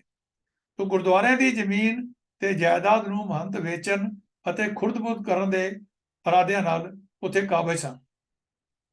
ਗੁਰਦੁਆਰਿਆਂ ਦੀ ਆਮਦਨ ਨੂੰ ਉਹ ਖਾਣ ਪੀਣ ਤੇ ਐਸ਼ ਬਾਜ਼ਾਰਾਂ ਵਿੱਚ ਉਜਾੜਨ ਲੱਗ ਪਏ। ਗੁਰਦੁਆਰਿਆਂ ਵਿੱਚ ਅਜਿਹੇ ਅਪਵਿੱਤਰ ਤੇ ਨੀਚ ਕੰਮ ਹੋਣ ਲੱਗ ਪਏ ਜਿਨ੍ਹਾਂ ਜ਼ਿਕਰ ਕਰਦਿਆਂ ਵੀ ਸ਼ਰਮ ਆਉਂਦੀ ਹੈ। ਮਹੰਤ ਤੇ ਪੁਜਾਰੀ ਸਿੱਖ ਸੰਗਤਾਂ ਤੋਂ ਆਕੀ ਹੋ ਬੈਠੇ ਅਤੇ ਉਹ ਵੀ ਨਾ ਕੇਵਲ ਗੁਰਦੁਆਰਿਆਂ ਦੀ ਆਮਦਨ ਨੂੰ ਖਰਚਣ ਵਰਤਨ ਸੰਬੰਧੀ ਹੀ, ਸਗੋਂ ਗੁਰਦੁਆਰਿਆਂ ਵਿਚਲੀ ਮਰਿਆਦਾ ਸੰਬੰਧੀ ਵੀ ਜਿਹੜੇ ਹਨ ਉਹ ਮਹੰਤ ਜਿਹੜੇ ਸਨ ਆਕੀ ਸਨ ਔਰ ਕੋਈ ਆਪਣੀ ਨਿੱਜੀ ਮਰਿਆਦਾ ਉਹ ਚਲਾਉਂਦੇ ਸਨ। ਕਈ ਗੁਰਦੁਆਰਿਆਂ ਵਿੱਚ ਮੂਰਤੀਆਂ ਰੱਖੀਆਂ ਗਈਆਂ ਤੇ ਉਹਨਾਂ ਦੀ ਖੁੱਲ੍ਹਮ ਖੁੱਲ੍ਹਾ ਪੂਜਾ ਕੀਤੀ ਜਾਣ ਲੱਗ ਪਈ। ਇਹ ਦਰਬਾਰ ਸਾਹਿਬ ਅੰਮ੍ਰਿਤਸਰ ਬਾਰੇ ਬਿਲਕੁਲ ਸਹੀ ਹੈ ਕਿ ਜਿਸ ਵੇਲੇ ਸਿੰਘ ਸਭਾ ਲਹਿਰ ਚੱਲੀ ਉਸ ਤੋਂ ਪਹਿਲਾਂ ਖੇਮ ਸਿੰਘ, ਬਾਬਾ ਖੇਮ ਸਿੰਘ ਬੇਦੀ ਨੇ ਉੱਥੇ ਪ੍ਰਕਰਮਾਂ ਦੇ ਵਿੱਚ ਮੂਰਤੀਆਂ ਰਖਵਾਈਆਂ ਹੋਈਆਂ ਸਨ ਤੇ ਆਪ ਗਦੇਲਾ ਲਾ ਕੇ ਬੈਠਦਾ ਸੀ ਕਿ ਸਿੰਘ ਸੰਗਤਾਂ ਉਸ ਨੂੰ ਮੱਥਾ ਟੇਕ ਕੇ ਤੇ ਬਾਅਦ ਵੀ ਦਰਬਾਰ ਸਾਹਿਬ ਜਾਂਦੀਆਂ ਸਨ। ਤੇ ਇਹ ਗਿਆਨੀ ਦੇਸ ਸਿੰਘ ਤੇ ਪ੍ਰੋਫੈਸਰ ਗੁਰਮੁਖ ਸਿੰਘ ਰਾਣੇ ਉਦਮ ਕਰਕੇ ਇਹ ਮੂਰਤੀਆਂ ਉੱਥੋਂ ਚੁਕਵਾਈਆਂ ਤੇ ਭਾਈ ਬਾਬਾ ਖੇਮ ਸਿੰਘ ਬੇਦੀ ਦਾ ਗਦੇਲਾ ਚੁੱਕ ਕੇ ਸਰੋਵਰ ਦੇ ਵਿੱਚ ਸੁੱਟਿਆ ਤੇ ਇਸ ਮਨਮਤ ਨੂੰ ਖਤਮ ਕੀਤਾ। ਇਹੀ ਮੂਰਤੀਆਂ ਜਿਹੜੀਆਂ ਪ੍ਰਕਰਮਾਂ ਵਿੱਚ ਪਈਆਂ ਸਨ ਉਹ ਹੁਣ ਜਾ ਕਰਕੇ ਦੁਰਗਿਆਣਾ ਮੰਦਿਰ ਦੇ ਅੰਦਰ ਰਖਵਾਈਆਂ ਗਈਆਂ। ਅੰਤ ਵਿੱਚ ਜਾਗਰਤੀ ਕਿਵੇਂ ਆਈ? ਇਸ ਤਰ੍ਹਾਂ ਸਹਿਜੇ ਸਹਿਜ ਗੁਰਦੁਆਰੇ ਸਿੱਖੀ ਦੇ ਉਪਦੇਸ਼ ਦਾ ਸੋਮਾ ਹੋਣ ਦੇ ਥਾਂ ਗੁਰਮਤ ਵਿਰੁੱਧ ਕੁਰੀਤੀਆਂ ਤੇ ਸਾਊਪੁਣੇ ਵਿਰੁੱਧ ਖਰਾਬੀਆਂ ਦੇ ਅੱਡੇ ਬਣ ਗਏ।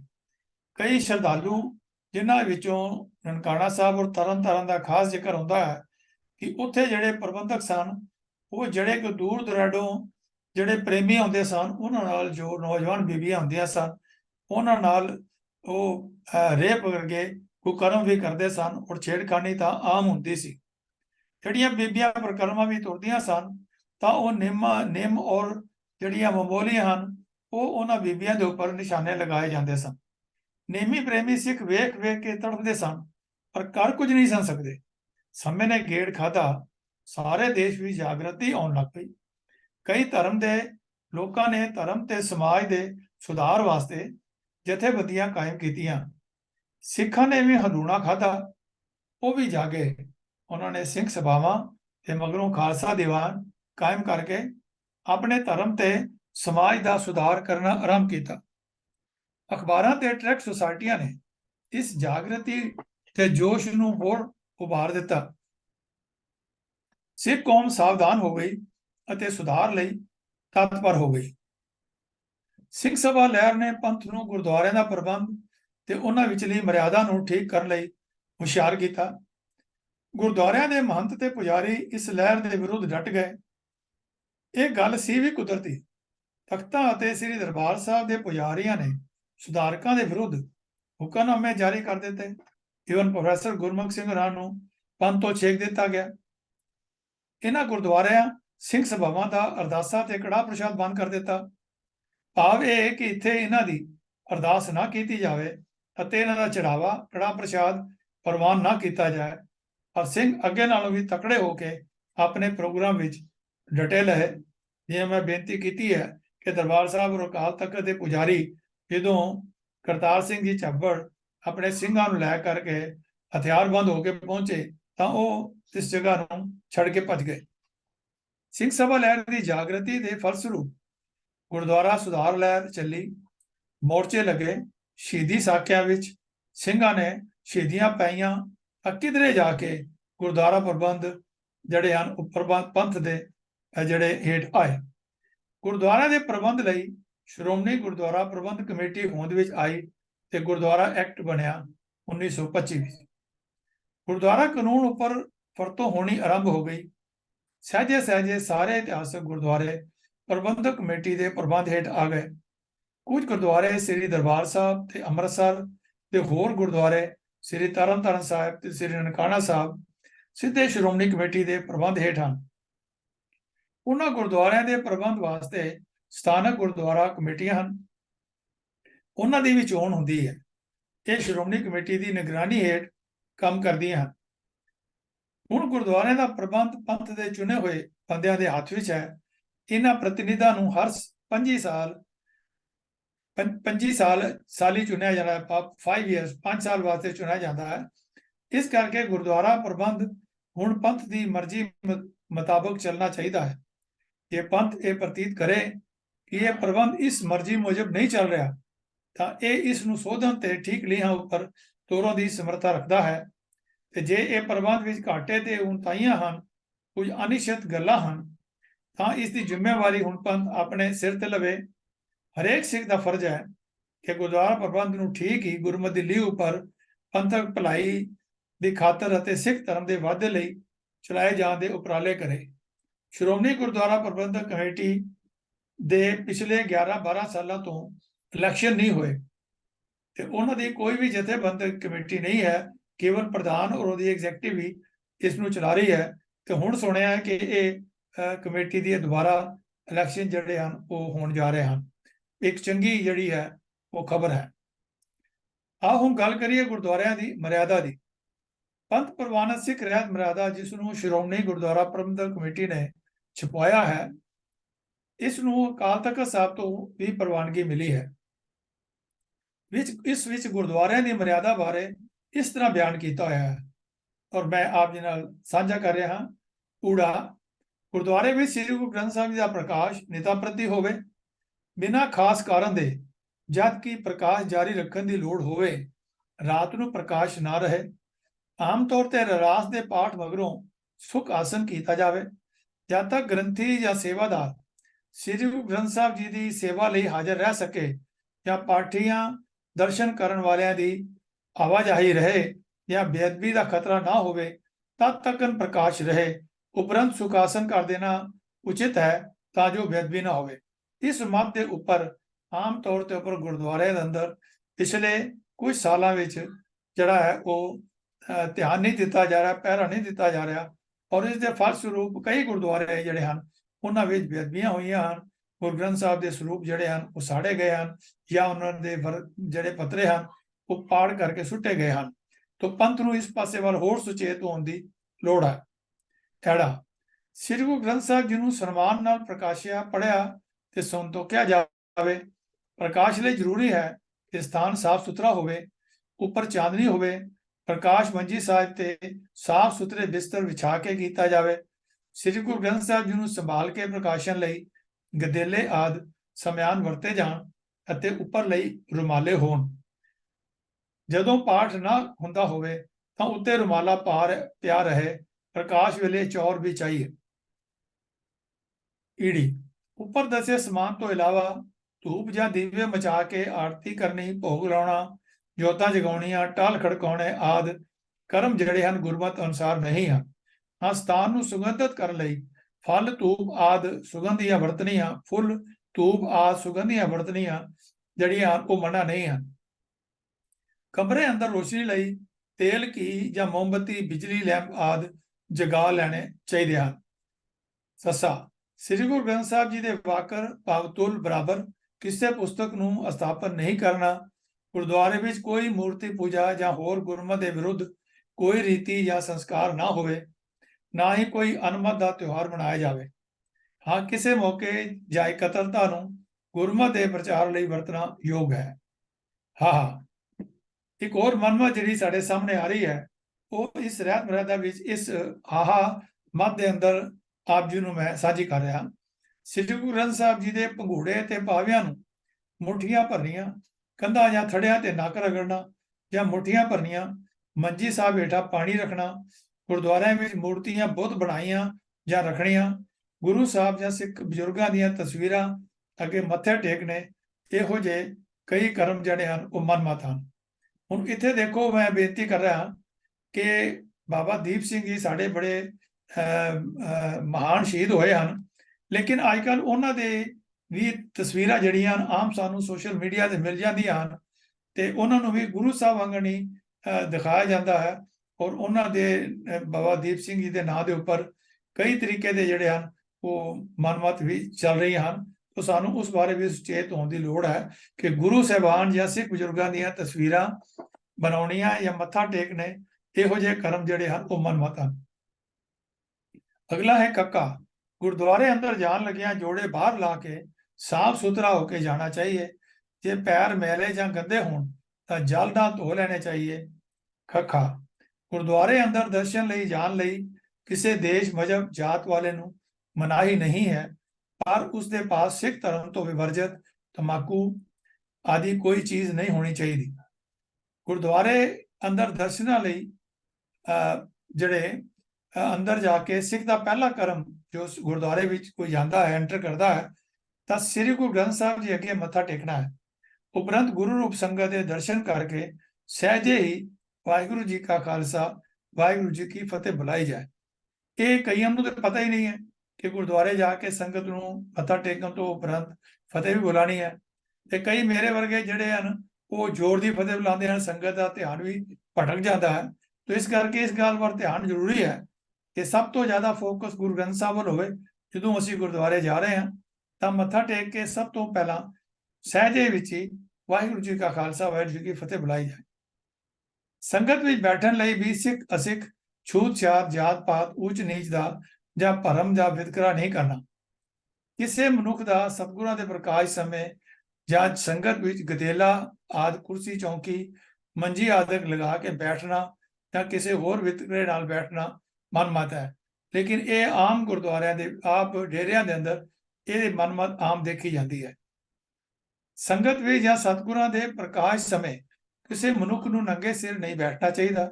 ਸੰਗਤ ਵਿੱਚ ਸਿੱਖ ਇਸਤਰੀਆਂ ਲਈ ਪਰਦਾ ਕਰਨਾ ਜਾਂ ਘੁੰਡ ਕੱਢਣਾ ਗੁਰਮਤਿ ਵਿਰੁੱਧ ਹੈ। ਤਖਤਾਂ ਤੇ ਖਾਸ ਸਥਾਨ ਉੱਤੇ ਕੇਵਲ ਰਹਿਤਵਾਨ ਅੰਮ੍ਰਿਤਧਾਰੀ ਸਿੰਘ ਜਾਂ ਸਿੰਘਣੀ ਹੀ ਚੜ ਸਕਦੇ ਹਨ। ਤਖਤਾਂ ਉੱਤੇ ਪਤਤ ਤੇ ਤਨਖਾਹੀਏ ਸਿੰਘਾਂ ਤੋਂ ਬਿਨਾਂ ਹਰ ਇੱਕ ਪ੍ਰਾਣੀ ਮਾਤਰ ਸਿੱਖ ਗੈਰ ਸਿੱਖ ਦੀ ਅਰਦਾਸ ਹੋ ਸਕਦੀ ਹੈ।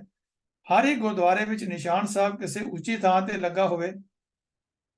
ਨਿਸ਼ਾਨ ਸਾਹਿਬ ਦੇ ਪੁਸ਼ਾਕੇ ਦਾ ਰੰਗ ਬਸੰਤੀ ਜਾਂ ਸੁਰਮਈ ਹੋਵੇ ਅਤੇ ਨਿਸ਼ਾਨ ਸਾਹਿਬ ਦੇ ਸਿਰ ਉੱਤੇ ਸਰਬਲੋ ਦਾ ਭਾਲਾ ਜਾਂ ਖੰਡਾ ਹੋਵੇ। ਗੁਰਦੁਆਰੇ ਵਿੱਚ ਨਗਾਰਾ ਹੋਵੇ ਜੋ ਸਮੇਂ-ਸਮੇਂ ਵਜਾਇਆ ਜਾਏ। ਸੰਗਤ ਵਿੱਚ ਕੀਰਤਨ ਕੇਵਲ ਸਿੱਖ ਹੀ ਕਰ ਸਕਦਾ ਹੈ। ਕੀਰਤਨ ਗੁਰਬਾਣੀ ਨੂੰ ਰਾਗਾਂ ਵਿੱਚ ਕਰਨ ਨੂੰ ਕਹਿੰਦੇ ਹਨ। ਸੰਗਤ ਵਿੱਚ ਕੀਰਤਨ ਕੇਵਲ ਗੁਰਬਾਣੀ ਜਾਂ ਇਸ ਦੀ ਵਿਆਖਿਆ ਸਰੂਪ ਭਾਈ ਗੁਰਦਾਸ ਜੀ ਤੇ ਭਾਈ ਨੰਦ ਲਾਲ ਸਿੰਘ ਜੀ ਦੀ ਰਚਨਾ ਦਾ ਹੀ ਹੋ ਸਕਦਾ ਹੈ। ਸ਼ਬਦਾਂ ਨੂੰ ਜੋਟੀਆਂ ਦੀ ਧਾਰਨਾ ਜਾਂ ਰਾਗ ਨਾਲ ਪੜ੍ਹਦਿਆਂ ਬਾਹਰ ਦੀਆਂ ਮਨ ਘੜੰਤ ਤੇ ਵਾਧੂ ਤੁਕਾਂ ਲਾ ਕੇ ਧਾਰਨਾ ਲਾਣੀਆਂ, ਜਿਵੇਂ ਕਿ ਡੇਰਿਆਂ 'ਚ ਆਮ ਲੱਗਦੀਆਂ ਹਨ ਜਾਂ ਪ੍ਰਭਾਤ ਫੇਰੀਆਂ ਵਿੱਚ ਵੀ ਲਾਈਆਂ ਜਾਂਦੀਆਂ ਹਨ, ਗਾਉਣਾ ਅਯੋਗ ਹੈ। ਸ਼ਬਦ ਦੀ ਤੁਕ ਹੀ ਧਾਰਨਾ ਬਣਾਈ ਜਾਵੇ। ਸ੍ਰੀ ਗੁਰੂ ਗ੍ਰੰਥ ਸਾਹਿਬ ਜੀ ਅੱਗੇ ਮੱਥਾ ਟੇਕਣਾ, ਗੁਰੂ ਰੂਪ ਸੰਗਤ ਦੇ ਅਦਬ ਨਾਲ ਦਰਸ਼ਨ ਕਰਨੇ ਤੇ ਆਵਾਜ਼ਾਂ ਲੈਣਾ, ਭਾਵ ਵਾਕ ਲੈਣਾ ਜਾਂ ਸੁਣਨਾ ਸਤਿਗੁਰਾਂ ਦੇ ਦਰਸ਼ਨ ਹਨ। ਵਾਕ ਲੈਣ ਤੋਂ ਬਿਨਾਂ ਸ੍ਰੀ ਗੁਰੂ ਗ੍ਰੰਥ ਸਾਹਿਬ ਜੀ ਦਾ ਰੁਮਾਲਾ ਚੁੱਕ ਕੇ ਦਰਸ਼ਨ ਕਰਨਾ ਜਾਂ ਕਰਾਉਣਾ ਮਨਮਤ ਹੈ। ਇਹ ਵੀ ਆਮ ਤੌਰ ਤੇ ਸੰਗਤਾਂ ਇਸ ਮਨਮਤ ਨੂੰ ਕਰਦੀਆਂ। ਸੰਗਤ ਵਿੱਚ ਇੱਕੋ ਵਕਤ ਇੱਕੋ ਗੱਲ ਹੋਣੀ ਚਾਹੀਏ, ਕੀਰਤਨ ਜਾਂ ਕਥਾ, ਵਿਖਿਆਨ ਜਾਂ ਪਾਠ। ਦੀਵਾਨ ਸਮੇਂ ਸੰਗਤ ਵਿੱਚ ਸ੍ਰੀ ਗੁਰੂ ਗ੍ਰੰਥ ਸਾਹਿਬ ਦੀ ਤਾਬਿਆ ਕੇਵਲ ਸਿੱਖ ਮਰਦ ਜਾਂ ਤੀਵੀਂ ਹੀ ਦਾ ਅਧਿਕਾਰੀ ਹੈ। ਸੰਗਤ ਨੂੰ ਪਾਠ ਕੇਵਲ ਸਿੱਖ ਹੀ ਕਰਕੇ ਸੁਣਾਵੇ। ਆਪਣੇ ਆਪ ਲਈ ਪਾਠ ਕੋਈ ਗੈਰ ਸਿੱਖ ਵੀ ਕਰ ਸਕਦਾ ਹੈ। ਤੋ ਅੱਜ ਦੇ ਵਿਚਾਰਾਂ ਨੂੰ ਮੈਂ ਇੱਥੇ ਹੀ ਸਮਾਪਤ ਕਰਦਾ ਹਾਂ। ਤੋ ਅੱਗੋਂ ਸਮਾਂ ਮਿਲੇਗਾ ਤੇ ਇਸ ਸਬਜੈਕਟ ਬਾਰੇ ਹੋਰ ਵਿਚਾਰ ਵੀ ਆਪ ਨਾਲ ਸਾਂਝੀਆਂ ਕੀਤੀਆਂ ਜਾ ਸਕਦੀਆਂ ਹਨ। ਵਿਚਾਰ ਕਰਦਿਆਂ ਹੋਈਆਂ ਅਨੇਕਾਂ ਭੁੱਲਾਂ ਦੀ ਆਪ ਪਾਸੋਂ ਹੱਥ ਜੋੜ ਕੇ ਖਿਮਾ ਮੰਗਦਾ ਹਾਂ। ਯਾਦ ਕੇ ਫਤਿਹ ਬੁਲਾਓ ਜੀ। ਵਾਹਿਗੁਰੂ ਜੀ ਕਾ ਖਾਲਸਾ, ਵਾਹਿਗੁਰੂ ਜੀ ਕੀ ਫਤਿਹ।